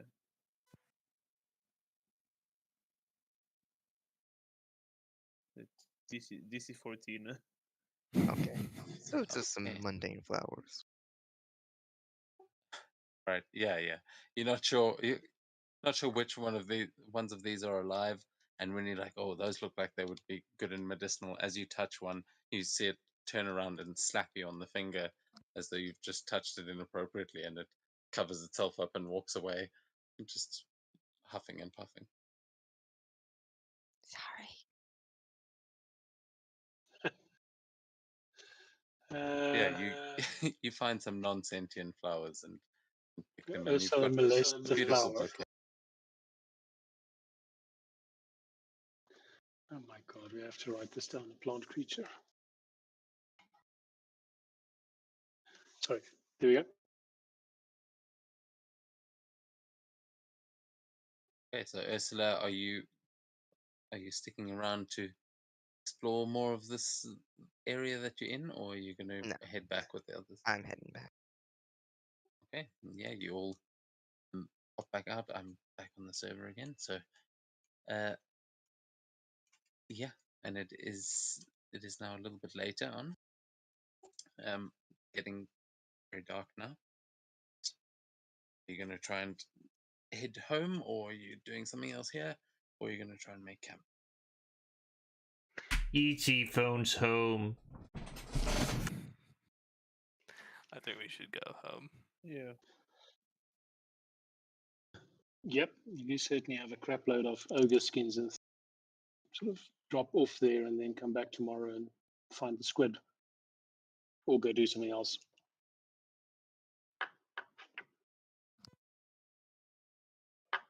Okay, so I'm gonna move things along a little bit and take us to the other map.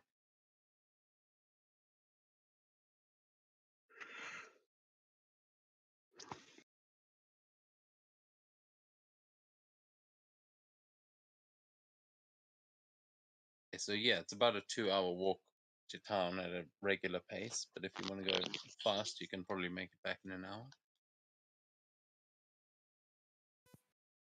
We could do with going fast. It's not that Shouldn't far be anyway. nothing new on the way. Yeah. Yeah, that's assuming you don't run into anything. But seeing as you guys aren't actually tracking stuff along the river, but you're pretty close to town. Should be safe.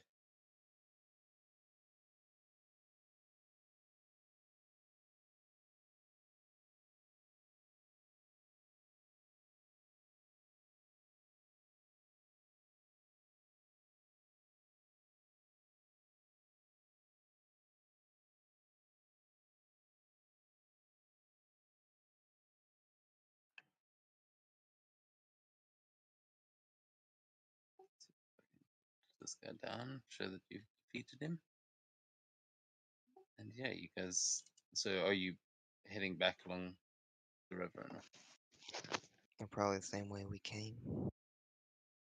Cool. You can give me another survival as a navigation check, or whichever you roll for that. And yeah, to find your way home in the dark.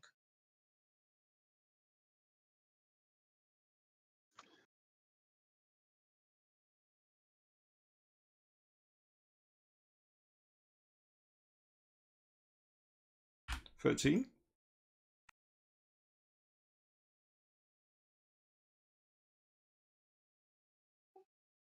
Okay. Uh, yeah, a 13. That'll be just enough to find your way back along the roads, and we'll just skip ahead a little bit as there is not much to run into tonight. Oh, actually, wait. Let me double check some.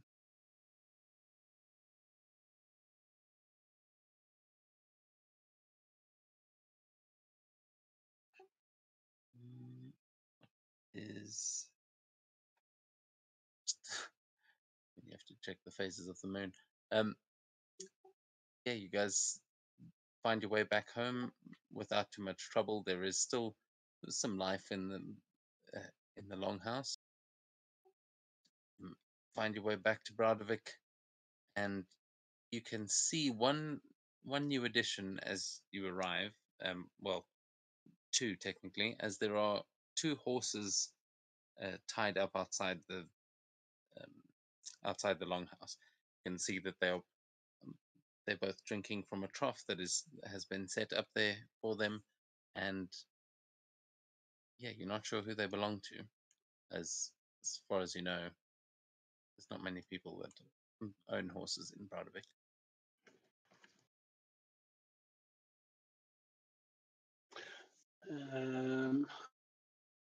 So do the saddles on these horses look recognizably military?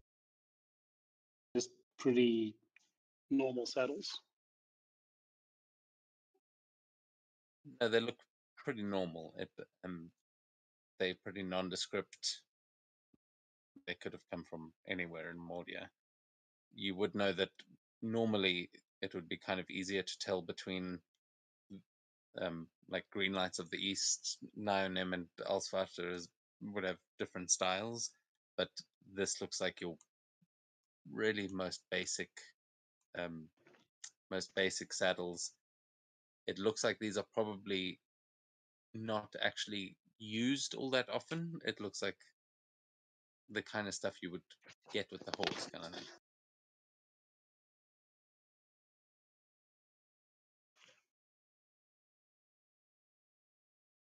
Okay, well, we are still bloody and covered with gore, so nothing like arriving in the middle of the night looking like that to impress our visitors with how brave we are. Or scare the shit out of them. I don't know which one's going to happen. One or the other. Oh, If anyone cares. Yeah, I'll probably leave the ogre fed outside. Yeah. Okay. What? They can smell you coming.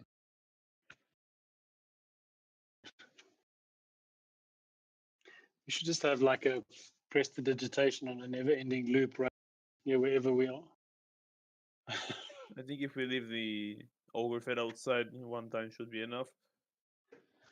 Oh, but hang on a second. That little spell, the Valkyrie seance, if I remember correctly, Svenja can actually summon these little spirits to clean her up a little bit before she goes in. So, under correction, I've closed down Foundry to save battery. So yeah, she will probably Yeah, I seeing the think horses riding up a bit.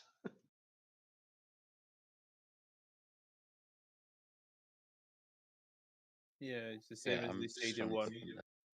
I can send it. I have a feature as well. Sorry, a picture of what? I have the same features. I have the sense of the Satyr. I think it's the same, just different name. But it's one of the bottom features at the before the level 5 one. You can enjoy minor Okay. tricks to spirits to clean or soil an object no larger than 1 cubic foot. That's probably the one you mean. Yep, mine's a different name, same idea. Yeah, so we basically clean ourselves up a little bit, and everybody else who wants to be clean before we go in. Yeah, easily done. As you guys freshen up a little and head into the longhouse, where yeah, it seems people are just kind of getting ready to like make their way out. A couple of people have already left, but you can see most of your parents are still there, just wrapping up their evening, and a few of them will notice you and give you welcoming you in and um, telling you to grab some food as there's still some left over. Victoria will ask you as you take your seats. She'll ask, "Any luck with the quest I sent you on?" No, we wasn't able to find whoever was poisoning the thing, or yeah. But hopefully we can find that another day. Yeah, we found some barrels at the fisherman's hut which had this stuff in it. And I think one of us took a sample, but we couldn't. We lost the trail, so we'll go and try again with Shepherd later. Maybe his nose helps us, but we couldn't pick up the trail at the river.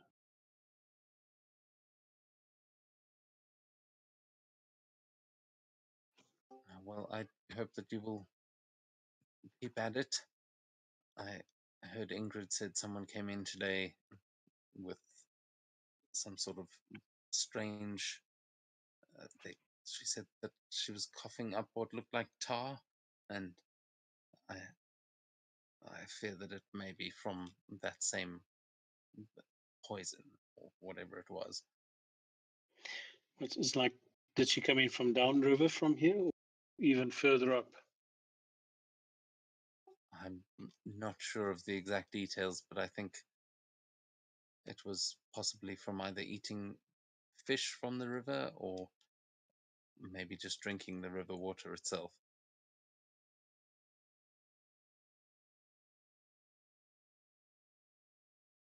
Ingrid seems to have helped her, but I think it was the Thornhills down over there, and she'll point to the bottom of the room where you can see these two women that are busy talking about the troll skull that is up on the wall.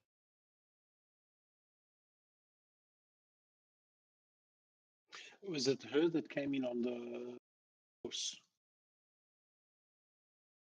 Oh no, that is a horse salesman that has just come to town. I think they've already made their way out, but in the morning, if any of you are looking for mounts, I would recommend you go and speak to him. I'm sure he'll be at the market.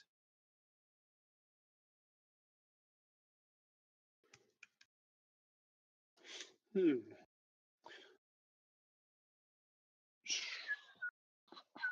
Okay, so I'm worried that no one else is saying anything. You know, definitely want to go and have a check. Is Thornhill the lady that came in that Ingrid has helped and looking at the troll skull? She looks, from your perspective now, she looks quite healthy. I mean, she seems to be standing and chatting and having a drink. She definitely doesn't look poisoned. You know, Ingrid's a pretty good healer. So if she's up to it, we should probably go and have a chat with her and hear where she. What do we know? Where did she get it? A little bit of investigation. But first, something to eat. Good idea. I like the idea of a horse. I just don't know what we do with a horse when we. Maybe we should get a horse and someone to look after it. We need 6 horses. We'll go see. I mean, a carriage would probably be easier. Yeah, I'm not against the idea of employing someone, essentially a page of something of some sorts. Yeah. You know, or a camp master to look after the camp and the horses and stuff while we get ourselves killed over and over. Sounds good to me. Just, I'll be entirely honest. I don't think we should use horses, at least until summer comes around. Yeah, but we're kind of in early summer, spring now. Soon. Sure. Okay, so Della Yeah, you runs are. away. Sorry, just I realized, Yeoman, you might have missed that. Your downtime, winter has come to an end. You are in spring, early summer, as Svenja said. Most of the snows have melted at this point. You could definitely traverse the lands on horseback at this point. I'll be honest, I kind of just forgot. I think I was there for that. Look, bro, all the maps are different. Have you? I did notice, but I just always assumed it was snowy either way. No. As we've said, not fumble winter just yet.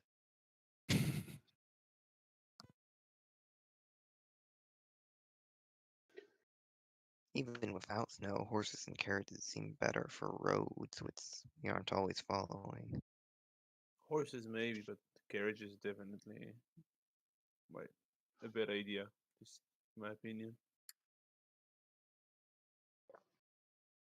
Do you think we can really get 6 horses? Well, maybe we need pack horses to carry stuff. We don't have to carry this stuff. 1 or 2 pack horses. I want to have a chat with the woman who Ingrid has helped her. So where she's.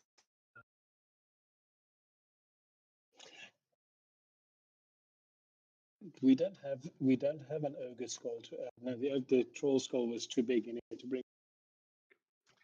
We need a bigger longhouse. Come on, y'all. But so chatting to Ingrid and this woman, what can we find? Well, yeah, I'll say 2 younger women will make their way over to refill their mugs of ale, and you'll be able to catch them as they coming past your table there. You can see this is two of the women that work in the town, but Thornhill is the one that you seem to have been sick.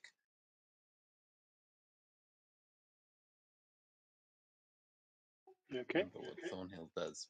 Yeah, what would you like to say to them as they make their way past and sort of give you a polite greeting? Oh, hang on. I thought she was from outside, one of the locals. What does she No, do? it's someone that lives in town.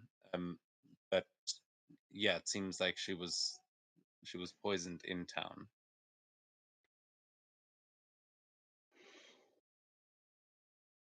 Hmm. Did she eat? Did you eat fish? Drink water? When did you get sick? Ingrid's asked all of this stuff already, presumably. Oh, sorry, it's flagging out again. Only caught half of that, but yeah, the basic, those questions of how did you get sick, that's basically the information you get. She doesn't know exactly what caused it, but she thinks it could have either been some dodgy fish or something in the water that made her sick.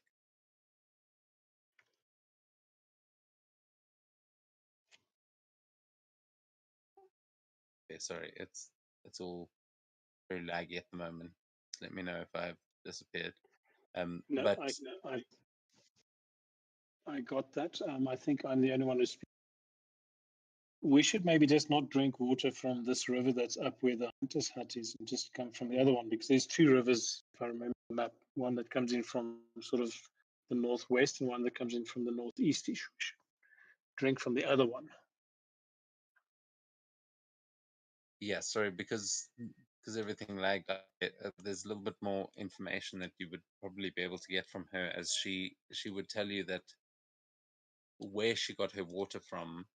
She would say I am the town herbalist, so I was gathering some reeds from uh, at the river bend.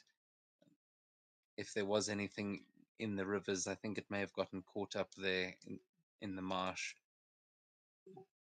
That's where I was gathering my water. So I think the water may have just gone stagnant. I'm feeling much better now.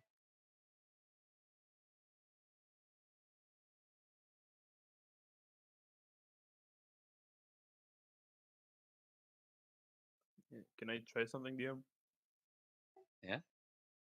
Can I the sample I took of the poison? Can I take some of the water here and like, mix it and then show it to her and ask her if it looks the same or somewhat? Yeah, she would actually be the person to talk to. I forgot that she was the herbalist, but she's got a poisonous kit and a herbalism kit that she'd be able to sort of help you with this and determine that. As yeah, you would fairly easily with her help be able to tell that it is the same poison, and that she would identify that that sort of black tar-like substance is what she was coughing up earlier. It was vile, she said, but it seems like magical healing did the trick.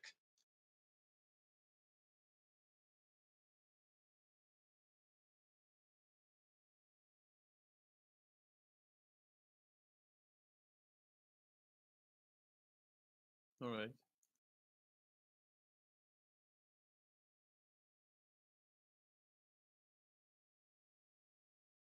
But she will also sort of ask you, she'll say, if, I mean, are you looking into this? If it is someone that is trying to poison the rivers, I mean, why would someone even do something like that?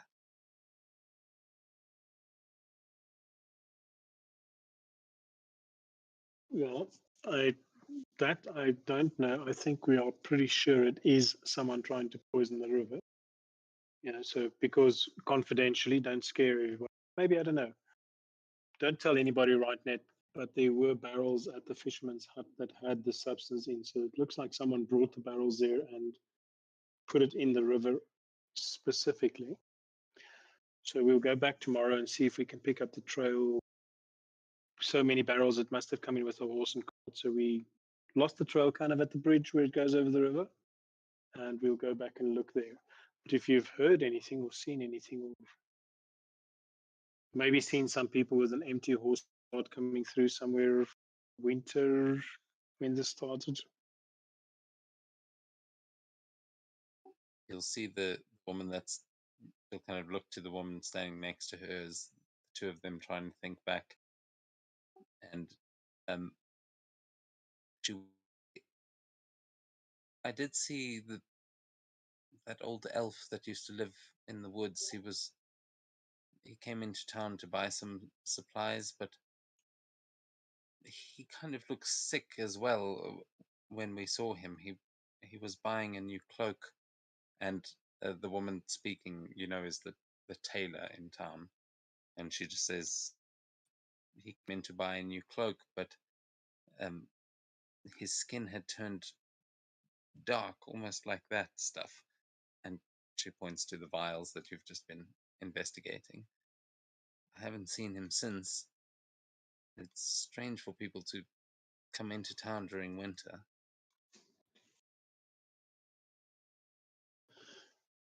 Do we or does she know where he lives?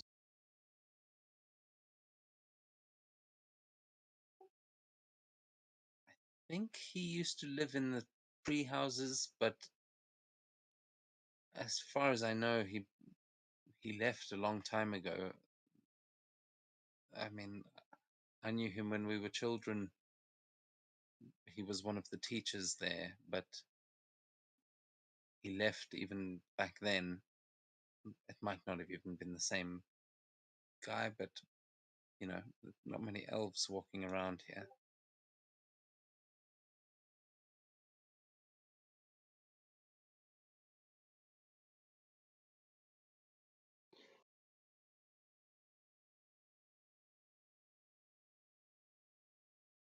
That is, I wonder if the treehouse would know where to go. So we've got a couple of leads still to go and chase down tomorrow, whenever we decide. So I'm not entirely sure if I asked it already, but the poison itself, can I try to figure out if it's native to Mordia? Yeah, you can give me, I'll say, a nature check for that, or an arcana check, either or.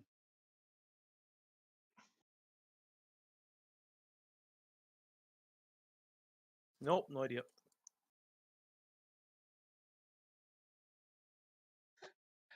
Yeah, no, this black tar-like substance seems like it must come from some dark plane of like oozes and possibly the Shadowfell. Never seen this substance before.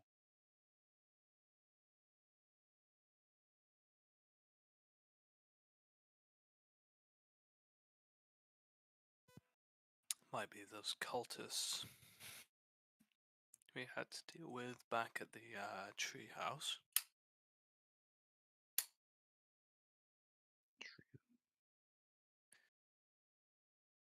Well, why don't we just make a massive list of enemies who have made at this point? Ninjas. Living ones. The cultist got away. One of the ninjas got away. Probably mauled by a bear, but we don't know that.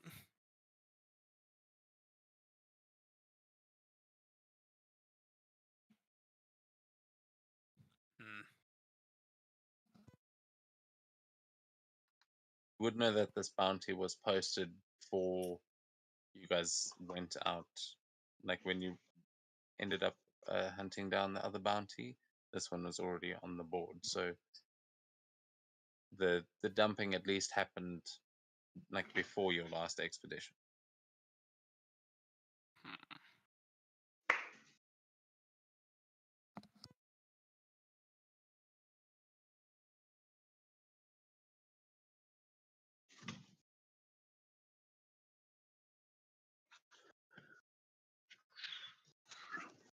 Probably look at the map and then plan. Yeah, I was going to say, speaking of expeditions, you guys want to try Yeah. and plan your next move here like that? I think we could do. Vad ska vi hen du?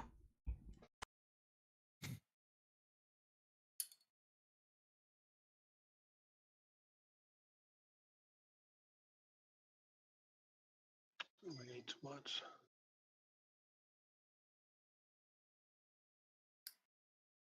Why Yeah, is so my stream not online? There we go. Now I seem to be seeing what you see.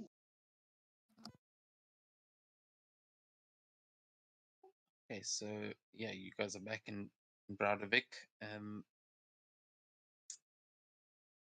Yeah, you've got some leads. You followed the river up a fairly good distance up to by the hunting cabin before you crossed over it, and it seemed like the direction that you took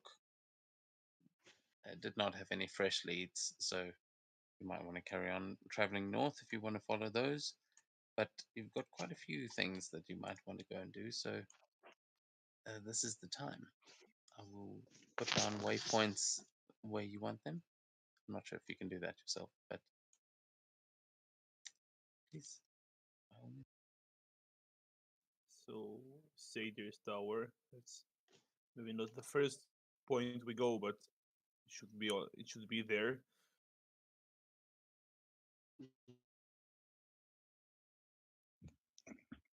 Sort of investigating the river stuff. I think maybe first we go to just the place where foreign something lettering reads. Probably nothing there, but or if it's tech since it's so close, then we could go back up to the cabin, maybe investigate then from there, or try and go over to the tree houses and see if they know anything about the elf. And fast travel to the tree houses, and then to the ferry throw, and then walk to the Sadir Tower.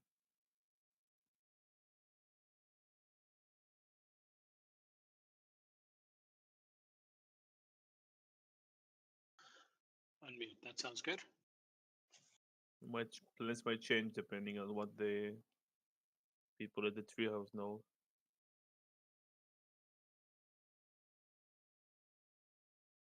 And always after this year, we can try to track down the Goliaths, I think, that were roaming around the area. Okay, what odd we were told by the other bard, the unlucky Kobolds.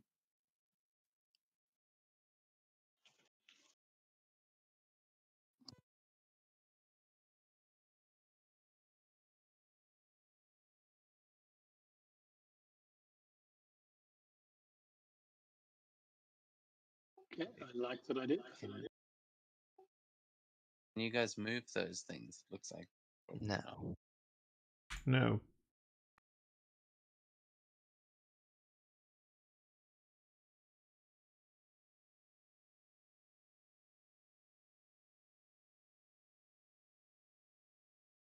Okay, so where? Yeah, sorry, I'll try and fix that for future reference. But okay, so you want to go to the tree house. That won't necessarily need to be part of the expedition, as you can just sort of, if you're just going there and back, you can do that fairly easily from where you are. So, are we going to put the first waypoint at the tree house? Just as that's your first stop. Seems good. Yeah. Okay, that should be easy enough to do that. And then you're coming back to Broudevik and then heading where?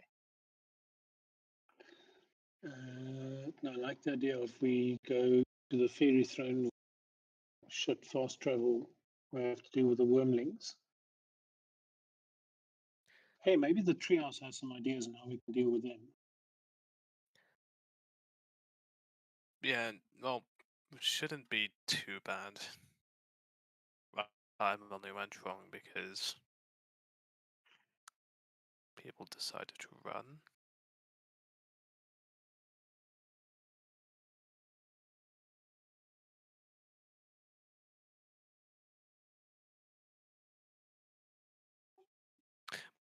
think they're too much of a problem otherwise. Just be careful around them.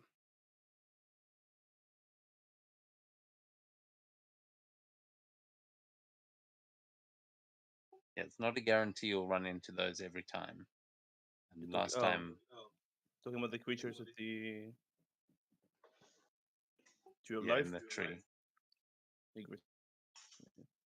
You just don't even have to avoid them. You have to avoid the roots themselves.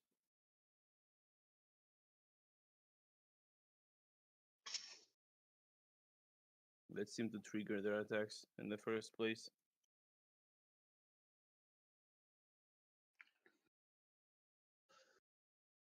Okay, we practice to be sneaky.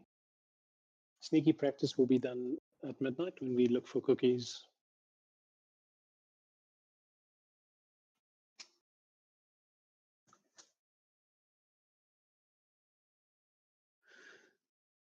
Okay, so if we don't find anything at the river, we're going to continue north to the Satyrs temple. Yeah, the Sears Tower. Sears Tower, there we go. So Yeah, wrong culture. But sorry, so you're fast traveling to the Fairy Throne, and then going to start your journey from I there. think it depends what information we get from the treehouse. If they know where the elf lives, we can go there first. But if he lives like far away from the fairy throne, we won't just go there. I think we will go track the poison because it's probably closer. Even if they don't know anything about the elves, they'd probably go back to the hunting cabin and see if we can find something from there, I think.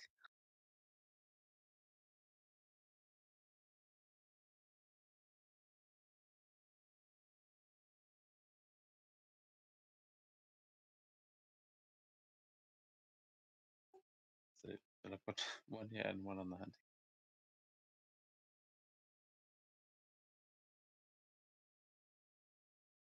Yep. My foundry doesn't like when you move the tokens.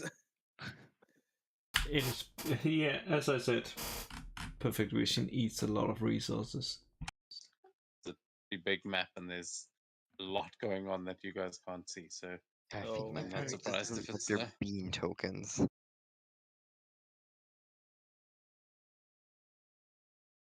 Sorry, say again. I think mine just doesn't like their bean tokens. It's been lagging out since we switched to this map.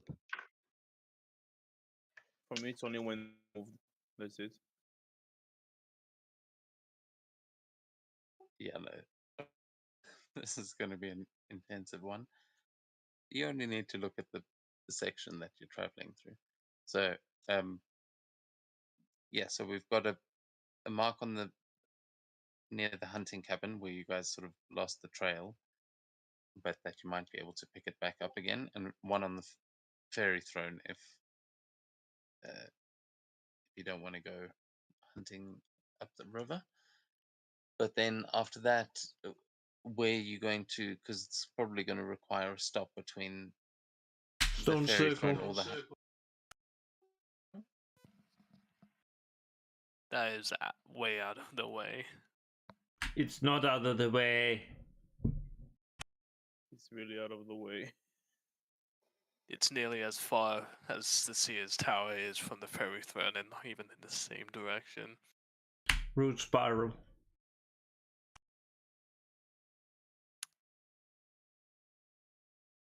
Sure. I mean, we could also just stay somewhere around, just in the. Around the river in case we spot the poison. Mm.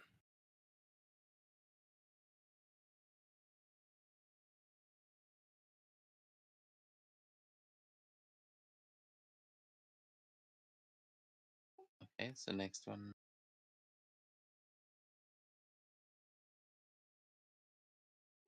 Next one, root spiral. Is that right? So Yeah, that's fine. But I'll be entirely honest. Don't really want to go to the lightning struck tree. Come on. What's the worst thing that can happen?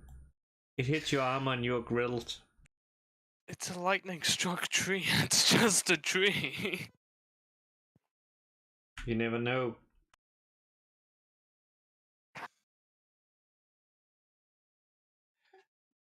This is India. It's never just a tree.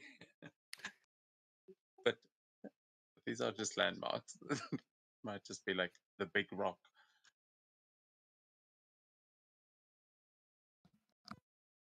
But maybe it's the rock.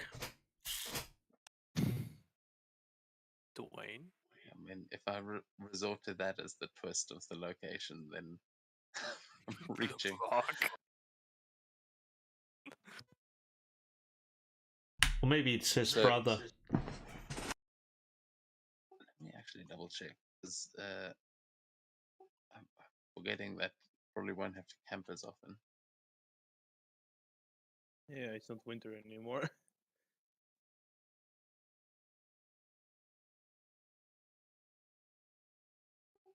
What does that say?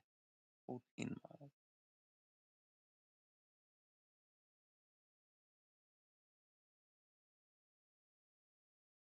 From the ferry throne to the root spiral, it's like about 3 hours normal phase.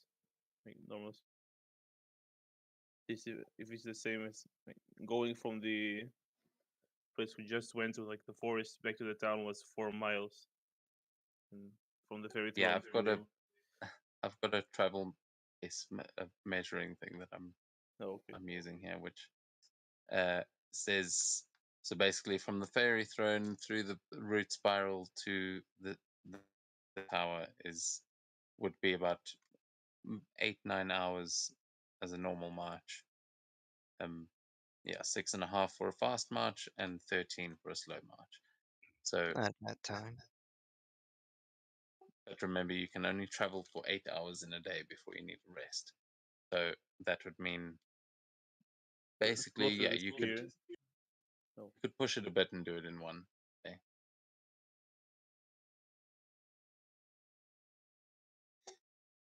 But that's again, assuming you don't run into anything. And last time you were at the fairy throne, you did get a bit of a warning that was probably related to the surrounding forests.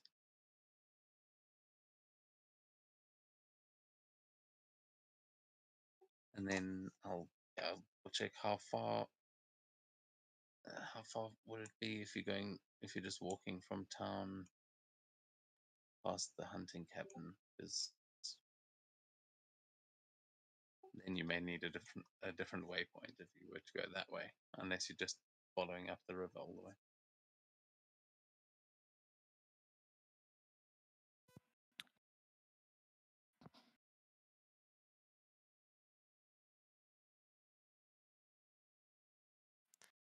Maybe we could probably.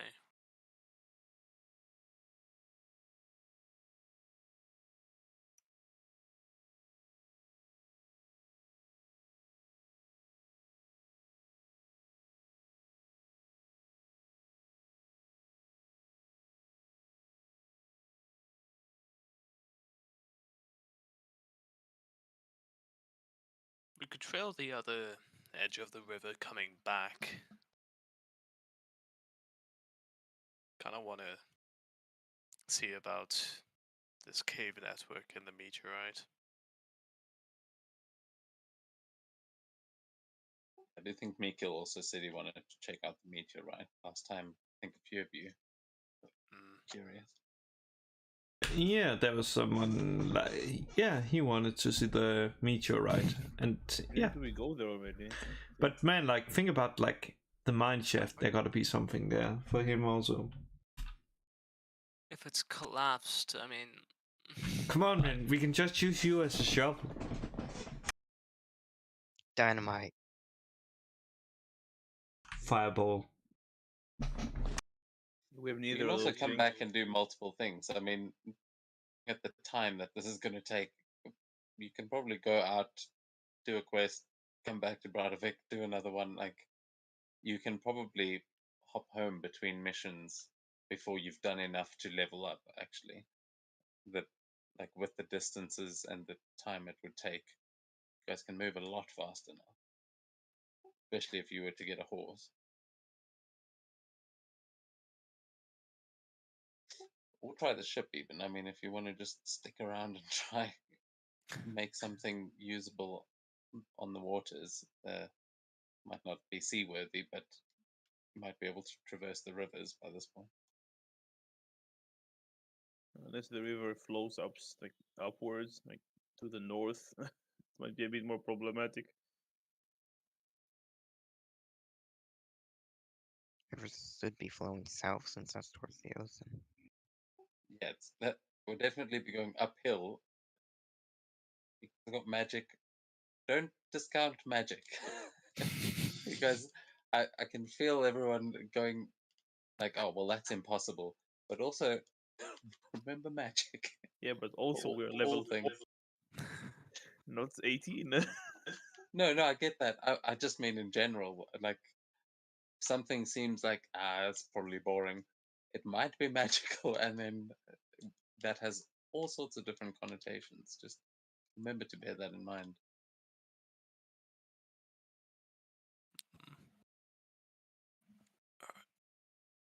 I want the mammoth.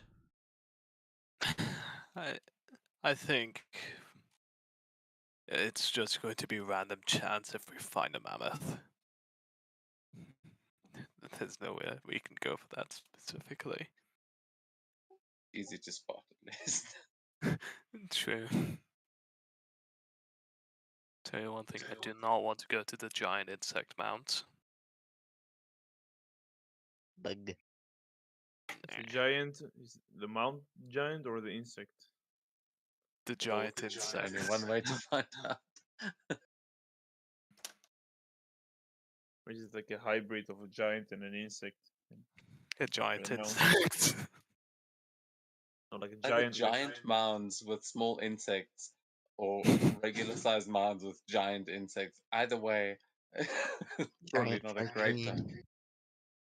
Yeah, I want to give that a miss. So, oh no, I think we could probably handle just doing the whole round trip from the fairy throne back to Brodovik. After the tower, after the seer.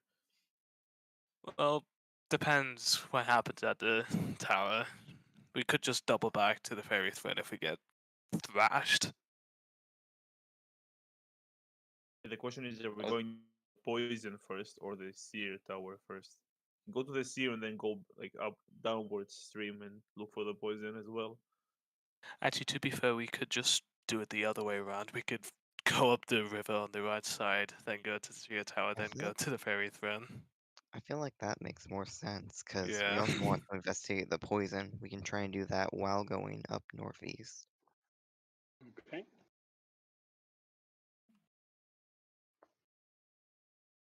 So Yeah. what about Yeah, the that tree works. houses? Do we just go there, talk to them, go back to Brodovik, and then start going upstream? Mm-hmm. To be fair, it's literally something that could be done in the morning. Yeah. Yeah, assuming Yeah, we could it's even going probably through do that it. this. Yeah. Sorry. I say we can probably even do that this session before we actually head out on the main expedition. So Cool. that probably Let's won't do take that. you that long. So are we going to say then that you're? So are you still going to have the waypoint there at the fairy throne? Are you still heading that way? Maybe on the Yeah, I way think back. yeah, that's our end point. Ideally, at least. Okay. So I'll switch around the waypoint and the destination. And then between the hunter's cabin and the Seer. Sage's tower, which way are you going? As it is, I think hunting cabin first, then meteorite. I think we should stick to the river, not go stone circle and rock formation. Yeah, I'm not sure about going to the Go like just follow the river at least. That's what I think, and then Yeah. go east to the tower. To be fair, I do also want to see the cave network in meteorites.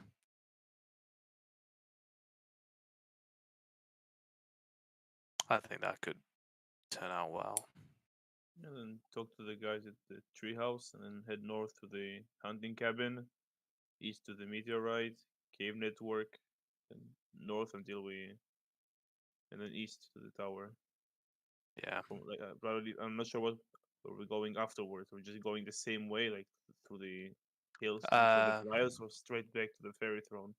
We don't have to make this one a long expedition. Although I'm not sure how long it will actually take because it's summer. Yeah, I think it won't be too bad. The main worry isn't distance as much as what we might find, and that. I don't know much about Goliath, but I can't help but feel that we're a bit weak for that. Just, man, like, just grapple him, then demoralize him, and we are fine. So the chances of actually finding something about them seem slim. It's Goliath, not Goliath.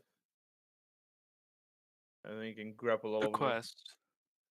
There are two quests, one with one Goliath and one with multiple Goliaths. Oh! I think the I Mammoth missed Hunter that. Goliaths is to the east, next to the Yeah, Mammoths. no, I was worrying about the Odds Earth one. I thought that's what we wanted to do. But no, the bounty, yeah, I'm up for that. Yeah, I know where the bounty is located. We have to talk to the... Yeah, but I just meant like I didn't want to encounter the other group of Goliaths at all. Yeah, on the map, the Goliath that you see and the mammoth are where Magnus and them saw them, and that they said that that was a group of like mammoth hunting Goliaths. That there was like a whole herd of them. So I mean, it's possible that your bounty was among those Goliaths, but that was definitely the group that I was talking about. Hmm. Guess we can see.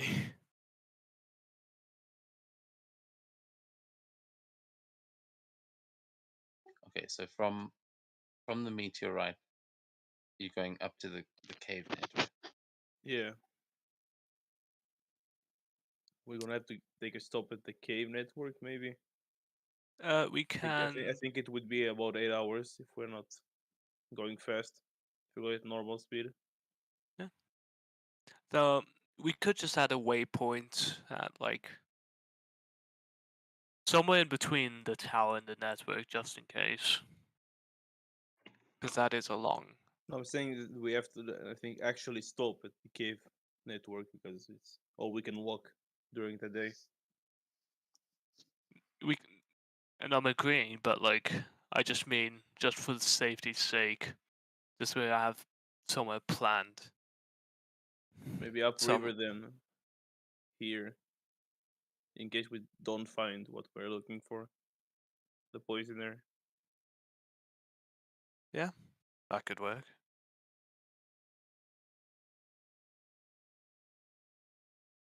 Yeah, that I mean, going from the meteorite to the cave network is not far. That's very quick. But yeah, you will be more of a decent travel then. So that's probably And our then main stop. And yeah. yeah, okay, cool. I think You're just that's not enough sure of about the way after the seer. We're going to the Mammoths or straight to the Fairy Throne and back to Radovic? That's my question. Probably from. Okay, then yeah, that's it. Mm. Okay, cool. Looks like we've got a route, and yeah, I think we need to draw the arrows. I think it's pretty obvious which way you're going. Yeah, we have everything planned.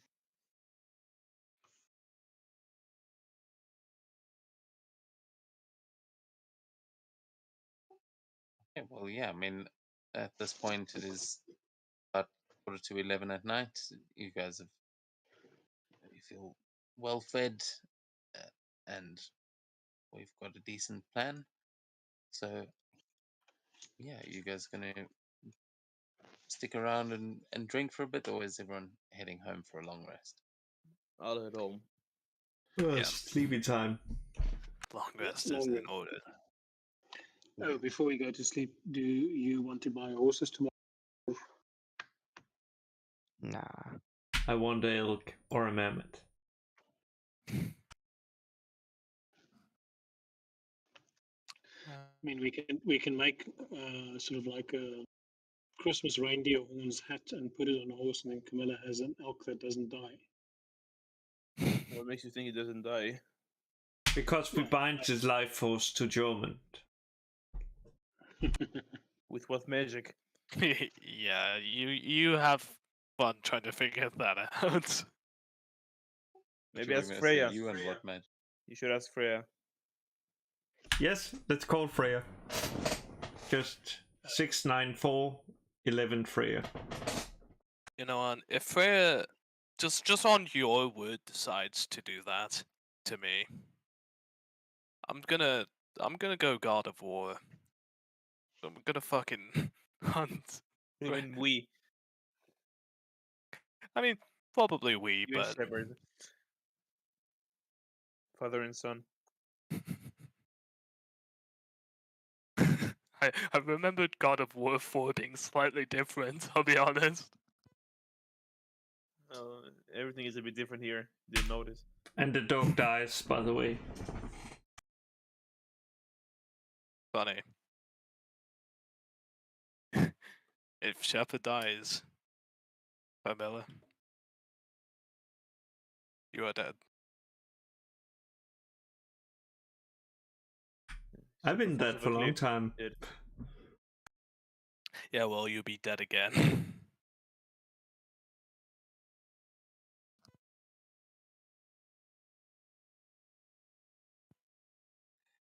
No horses in the one. um, I don't mind. We could probably afford them. How much are they? Wait, you have to Isn't they be like... the horse trader tomorrow. Let's see. As I recall, they are like 50 gold. If that you can get them like, I think 30, but then they ain't trained. Then if you really want to be expensive, you can get like, I think 250. It depends on what horse it is. We want the How about Mustang. we talk to the people selling them? See what they say. Yeah. I was close. We want the warhorse. Do we? Well, there is a part of me that kind of thinks we've got the, if I didn't think correctly, and the horseshoes of swiftness. And if no one else wants to ride a horse, Svenja might not be against the idea of riding a horse. But someone is going to have to teach her how to ride a horse and all that sort of stuff.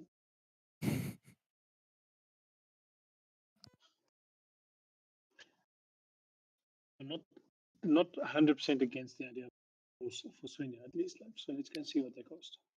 I personally, Yormont would not mind if you guys want to get a horse. There's no problem.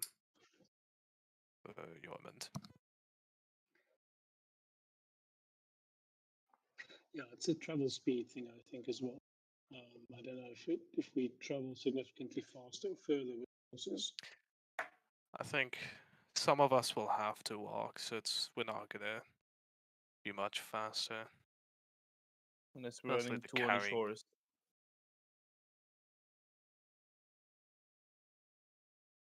Mm. If we get 3 horses, I mean. I thought there was only 2. So 2 of them tied up. I don't know how many there are actually. Oh,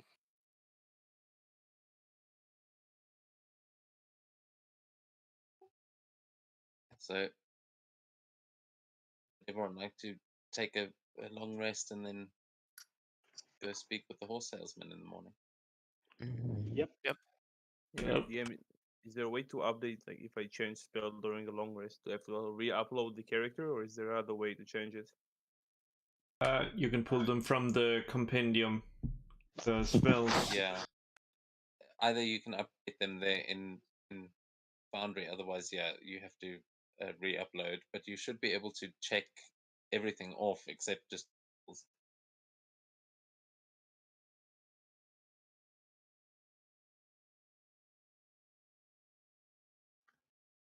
But I can do it for you if you want. Yeah, phone is everything except spells is off. And then just make sure it still says ignore items added to the sheet in Foundry. I can't remember exactly the Yeah, wording. it's a long one. Yeah, I see it. It's marked now. Yeah, that must always be on because then it won't change the custom stuff that we add. That's only in Foundry. It should only add changes from D&D Beyond. And yeah, it should be fairly self-explanatory to set up.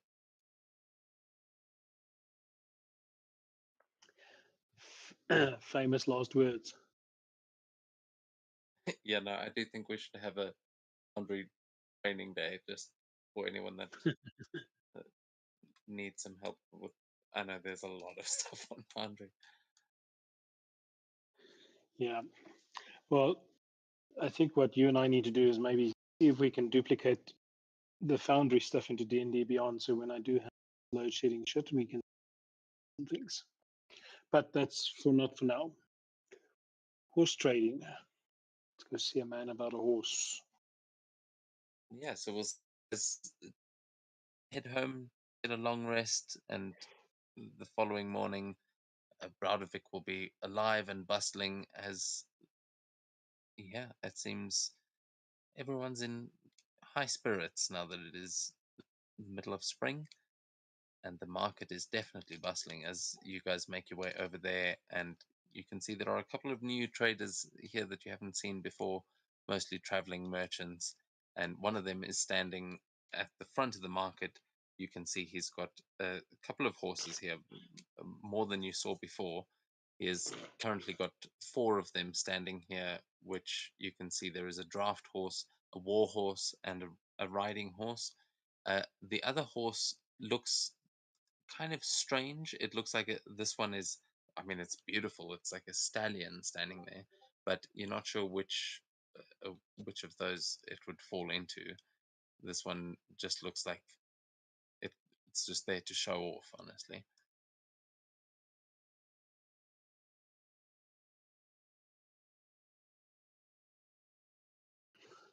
So Yeah, you Sven, I guys would are ask him arriving. Oh, sorry. what's special about this other horse, the pretty one. Oh, keen eye you have there, miss. This is one of our finest, a purebred stallion of a, let's just say, you can't find these in Mordia often. I have acquired this beast from far south in a land known as Kiga, where there is a certain people known as the Unicorn Clan, and they say that if you ride this beast far enough, that it will grow its own horn and become as white as the sea caps and the clouds above. And they say that it is a unicorn, but a little young to have shown its horn just yet. And he looks quite proud of this. Uh, he seems to be a bit of a storyteller himself, though maybe not as So experienced. Can I? Sorry, can I just inside check to see if he actually believes that? Sure. I'm given an insight for nature to check if you know if that's how unicorns work.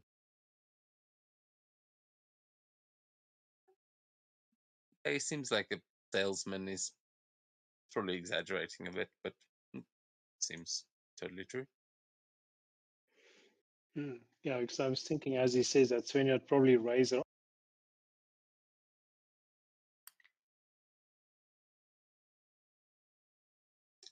Think you out there a little bit to raise your eyebrow and Sorry, just sort of say to him, that sounds expensive.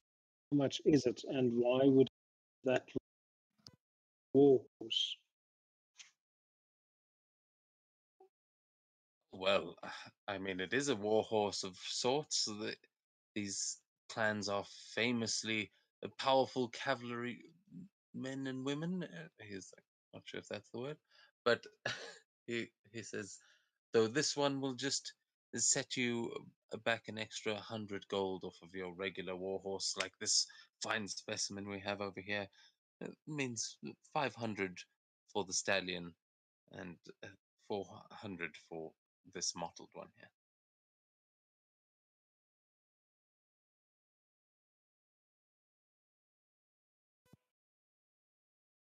Hmm. For cheaper tastes, if you're just looking for something to get you around, we have riding horses at 75 gold, and of course draft horses if you need something to work hard for you.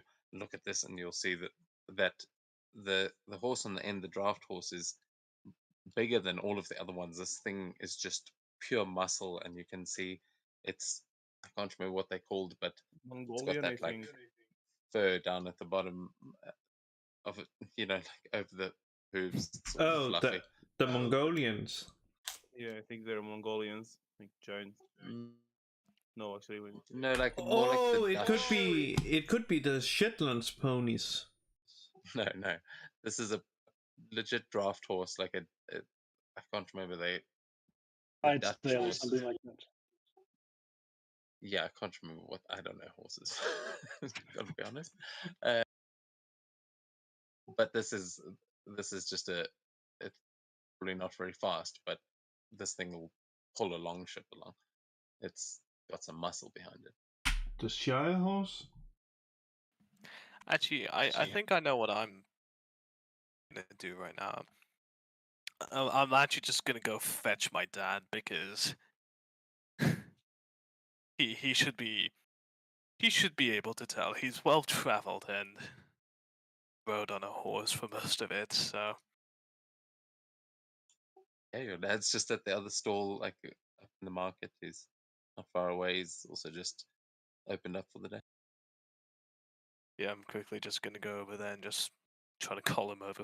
Like, need you for 5 minutes. Yeah. What can I help you with? Oh, hello. And he greets the horse trader, who seems a little bit nervous as he approaches, like oh shit. Okay.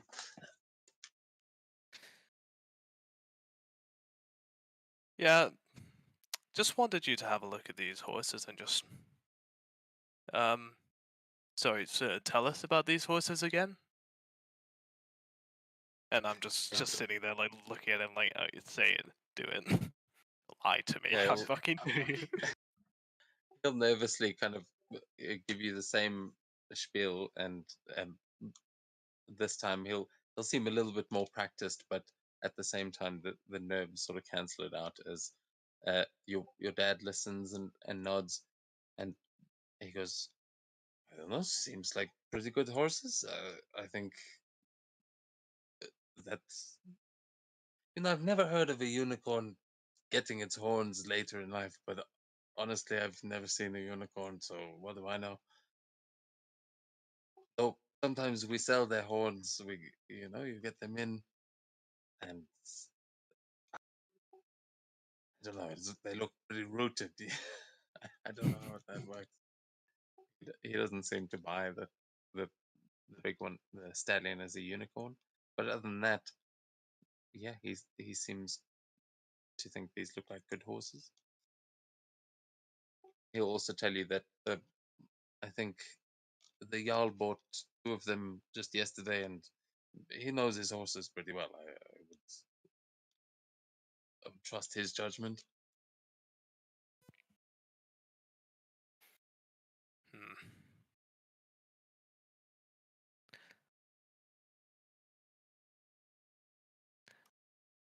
Let me just check to see how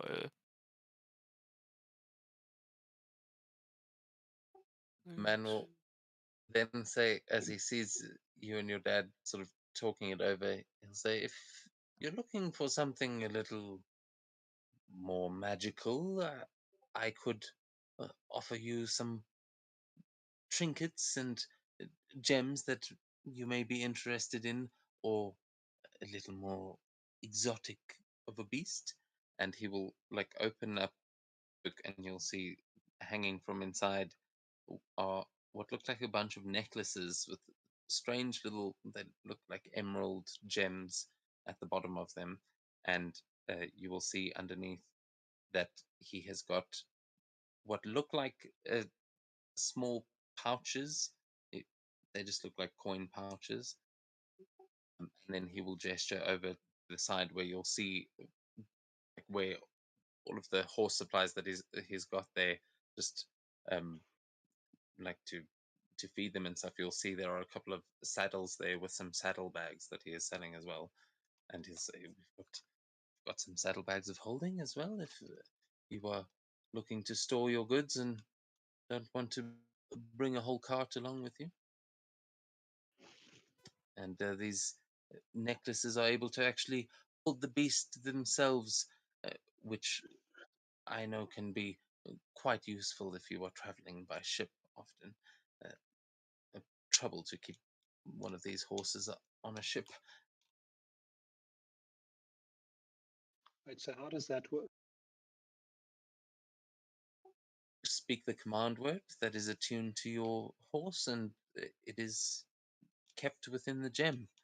I honestly don't fully understand the magic myself, but I promise you they work perfectly well. I have got a, a few of the more, as I said, exotic and perhaps not so market friendly beasts contained in these ones as well. And you'll see a few of them he's got separated that are clearly not empty and have got some sort of monsters in them. Price for the gems. Well, the empty gem is a 100 gold for these. It is fairly simple enchantment. So the saddlebags of holding will set you back 1,000. Those are uh, in quite high demand. Okay, and the more exotic creatures, Griffin or Pegasus specifically? Haha, yes. The feasts are a little harder to come by, I must be honest. No Pegasi or Griffins at the moment, though. Let me see, what have I got left? And he'll pull out a little like monocle that he looks at these through that seems to have some runes etched on the side. As I try and remember what he's got. A parry. Perry the platypus. No, no. It's a creature so purely, so rarely used, yet it's so awesome. Here, the platypus will easily find the guy that poisoned the river. Mammoth. If you want to ride It's a too mammoth. OP, guys. I can't give you parry. You can just parry. We'll buy the head separately.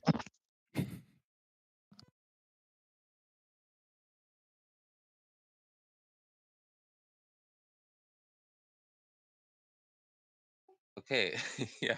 Say, oh, uh, yes, some of these will be quite expensive, as let me tell you, it took some very brave heroes a lot of effort to get them in here, as we've got a juvenile purple worm, if you are so inclined, that is top shelf.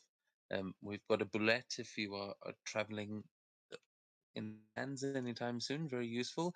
We have a chul, which is a little nasty for my taste, an axolotl that is good along the rivers. I imagine that would be popular around here.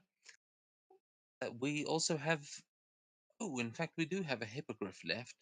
Uh, he's a little temperamental, I must tell you, and he, you see him like waver for a moment as Yormund, your father, will egg him on and go, "Come on, this is my family that you are selling to. You don't have to uh, hide all the red flags." And he'll say, "Okay, all right, well, he is a little afraid of heights. So if you are looking to fly, this hippogriff has been returned before. We also have an owlbear, a nightmare, a giant toad, and a basilisk. Price for Albert. Well, these would be negotiable, but the owlbear would start at 3,000. A basilisk? No, we are not taking that. We want the Albert. No, Nothing bad ever happened with a basilisk. I'm asking. He has a basilisk? Don't worry, these are all trained, of course, even the monstrosities. Though I would try and avoid looking it in the eye. Do have some anti-petrification potions as well. If you are, I'll throw in 2 for free if you take the basilisk. I ask more out of amazement, desire. Oh, thank you very much. As I said, some of these have been very hard to contain. Some of them are from the sands of Arania themselves. The owlbear, however, I must say, is a beautiful beast. He is quite ferocious, but can carry a fair bit of bulk as well.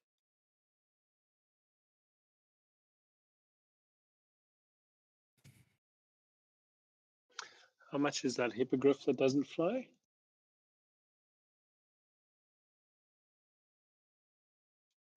Oh, yes, he would start at 2,000, I would say. Hmm.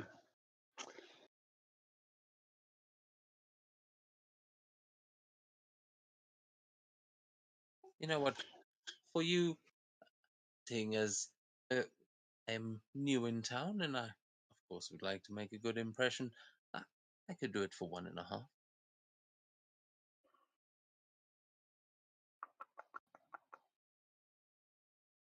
Gonna have to think about this for a bit. When you say he's afraid of heights, does he fly at all or just not really high? Oh, he flies. They fly. Balls Just a check. coin Roll for it.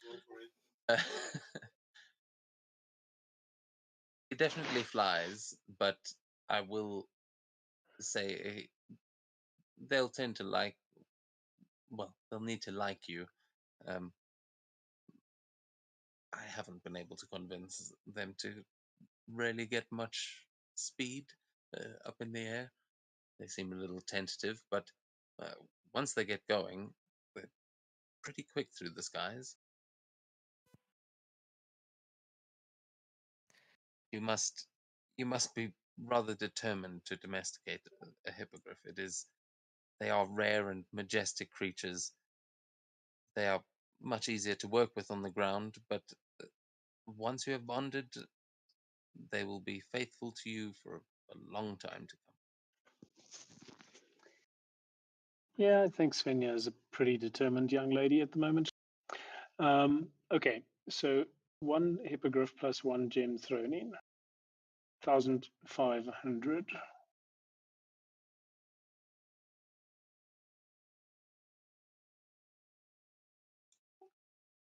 Okay, so are you at Yeah, what the hell? Why not? I think there is under correction pieces of inventories her share of all the stuff we have taken from the so forth. Yeah, Ursula wrote down that it's almost 2,700 each from everything we found. Yeah, that sounds about like the number. Yes. I just want the Albert. Of all the gems. Yeah, including all the gems. Oh, I thought it was exclusively the gems. Right, assuming we sold all the gems. Gems and currency together, yes. Yeah, that's what I meant. Okay, so yes, I think she will try her hand at a hippogriff, and can make a small loan to if you're short on the owlbear. Why not? Why not make the DM's life much more difficult than it already is? I know. Hey, this is an opportunity to get some cool mounts. I Knowing your have a luck, they might not last very long. Yeah. Wait a second. So you had a basilisk, a nightmare, owlbear, hippogriff. But what is a nightmare again? A nightmare is Demonic horse. basically if you want the details, it's a tortured Pegasus that's basically, yeah, it can fly. It's pretty cool. I always wanted one, but the owlbear is more cool. I want the owlbear. How much is the nightmare? No, I like the hippogriff. It works for Valkyrie type ship. Yeah, the nightmare is definitely Arc Valkyrie. There's it doesn't begin its life as a hell horse, but they are made that way to serve as like fiends and whatnot. But that one would be about 4,000 anyway. They fly much faster. Yeah, shame. I feel sad for the poor little, maybe not a unicorn, but I don't have speak with animals. Well, Can't check. I mean, to be honest, I think I want to get the warhorse. I just want the owlbear. Okay, so I've taken the money from Svenja's account for hers, and I will try and add Yes. that. Yeah, add the inventory. Just going to make sure the amount of also rolled is the correct one before, because the gold is something I haven't been keeping track of because we just kept piling it up. Yeah, I'm still like not sure that. If this really is a unicorn, pretty cool creature though. I don't think it is, but I'll be like out of character. I want it anyway, just because Unicorn Clan and my Yeah. whole spiel with Elias. For meta reasons. Yeah. Fair enough.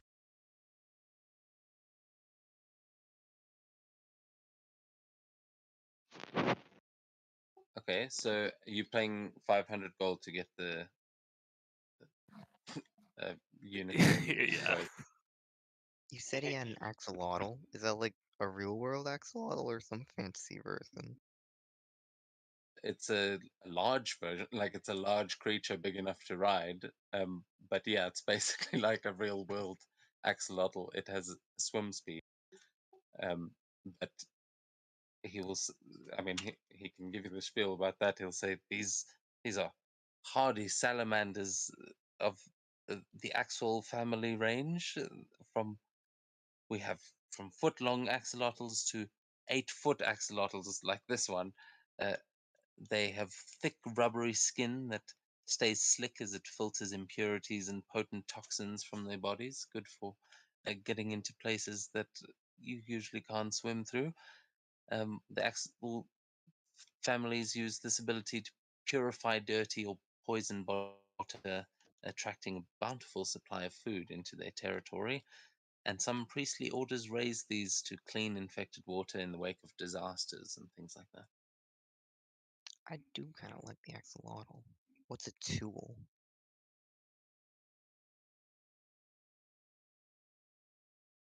What the what? Right? You said he had a chewel.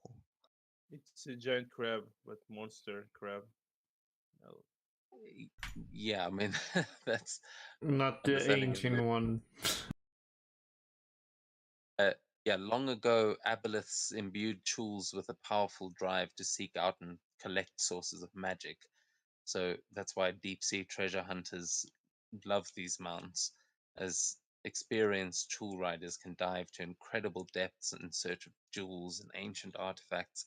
They're pretty good at seeking those out. But yeah, if you don't like crabs, or yeah, there we demonic go. crabs. There's the image. I'll try and show this one. Kind of thinking I want one of those. Yeah, these ones are also a little bit more expensive, as it's very rare. Basilisks are usually medium. Is this one like exceptionally large, so you can ride it, or still medium? I'm gonna double check. Yeah, these are specifically mounts. Oh, I'm gonna be honest. If we get a basilisk, I'm gonna worry about Shepherd a lot more. Is still only medium, but it is bulky enough to ride for sure. I think I'll pass on the animals for now. How much actually? How much for the chul itself? I might just save up for it later. Actually, yeah. How much for the chul? Chul would start at 4,000. About the Hmm. axolotl. Or 4.5 actually for the chul. Sorry, that's his most. I think maybe. Oh no, I think the worm's the most expensive. It's Yeah, understandable. You could It is a quickly juvenile purple worm, but it is still that one's huge. It's tunnels. make it back, but the poison. The poison is extremely expensive. How much for the axolotl? That one would be 1,200. I just get that one. Maybe you can Okay. clean the poison from the river. Yeah, I think I want to get the axolotl. Cool. This will. I'll have to be able to show it to you this time. So, are you paying 1,200 for that one? Yes. Probably gonna have to find a different token, but I can.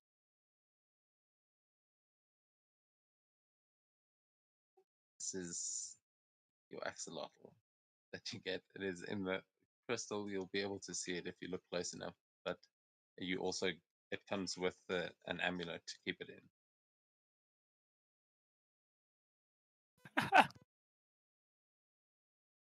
Is that actually showing? It did show it. Sure, it's there we go.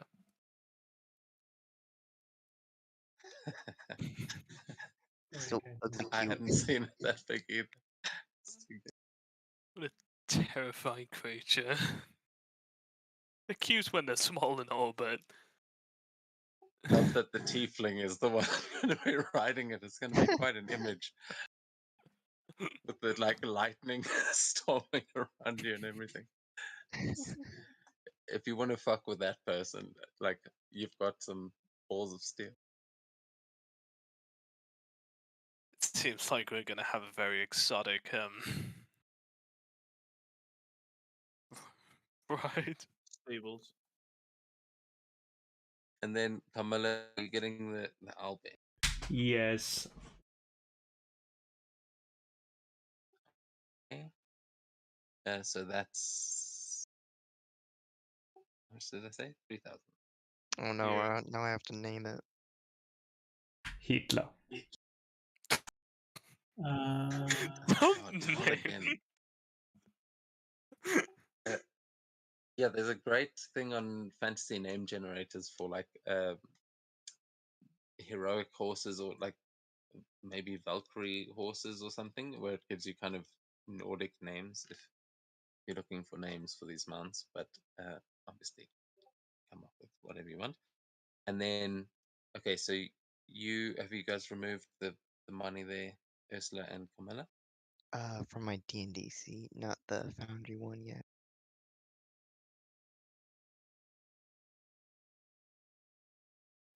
Yeah.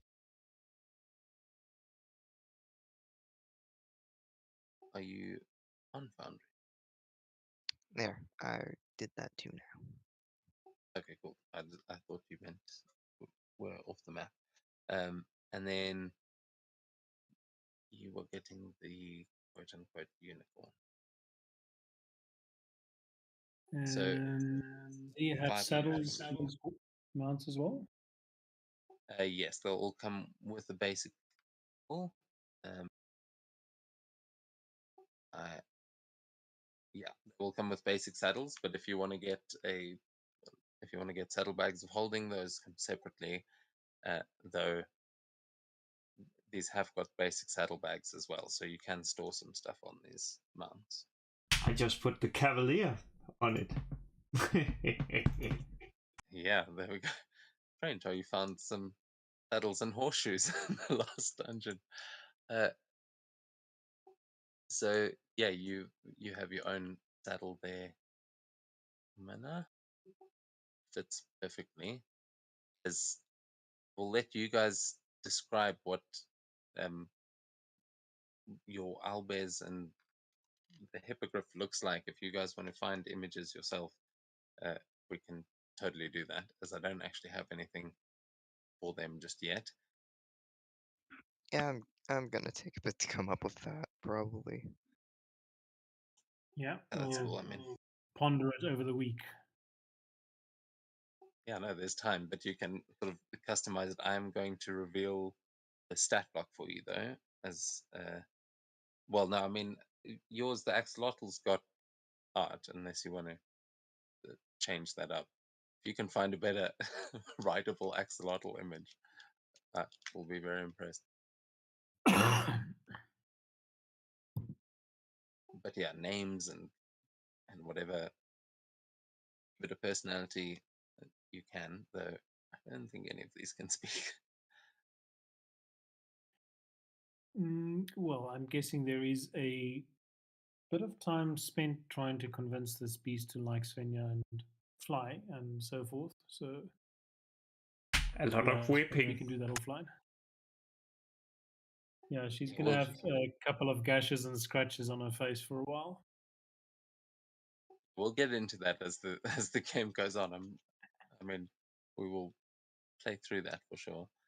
But yeah, up to you guys how your beasts are going to bond with you. Oh, there goes the music, and it is almost. Um, I know. You I thought know we we are going had to to. talk to the treehouse people. Yeah, we They had a gave bit us of sounds. a break. I mean, I kind of slowed us down a bit, so we can do that quickly if no one's rushing off. I am just about out of battery power. Turns We out can we do it. had 4 hours of load shedding, not 2 as I thought. We can do it next session. It's fine. Yeah, we'll start next session with that, and as yeah, you guys end up getting a bit distracted, spending the morning checking out your new mounts and introducing yourselves to these beasts, finding good names for them, and then you will be able to take them through. I don't know if you'll ride them through the trees, but we will start next session as you make your way over to the tree houses to do a little bit of research, and then begin your first, or not first, but your next expedition. It's a good thing we're stopping because my brain's shutting down now clearly as well. I will first reveal all those things to you so you can see what the mount the stat blocks are. You should see the axolotl now, isn't it?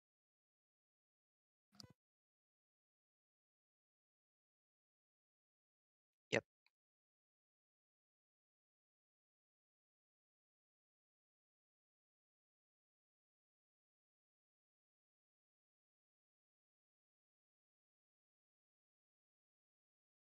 Oh, and my power just went. Oh, this one doesn't have the fear. It's different game, I think. Carmela. Doesn't matter. Albert needs the DC 20 wisdom save fear.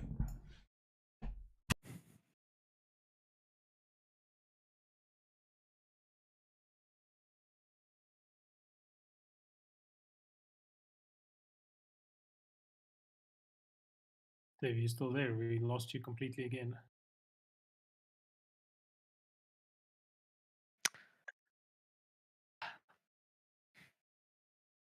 Okay, mom. Wow. I'm to lose him, I guess. Yeah, I'm also about to die in terms of power, so I'm going to say good night, and we'll see you Good next night. week. Good night. See you. Yeah, I'm also gonna head off, so bye bye.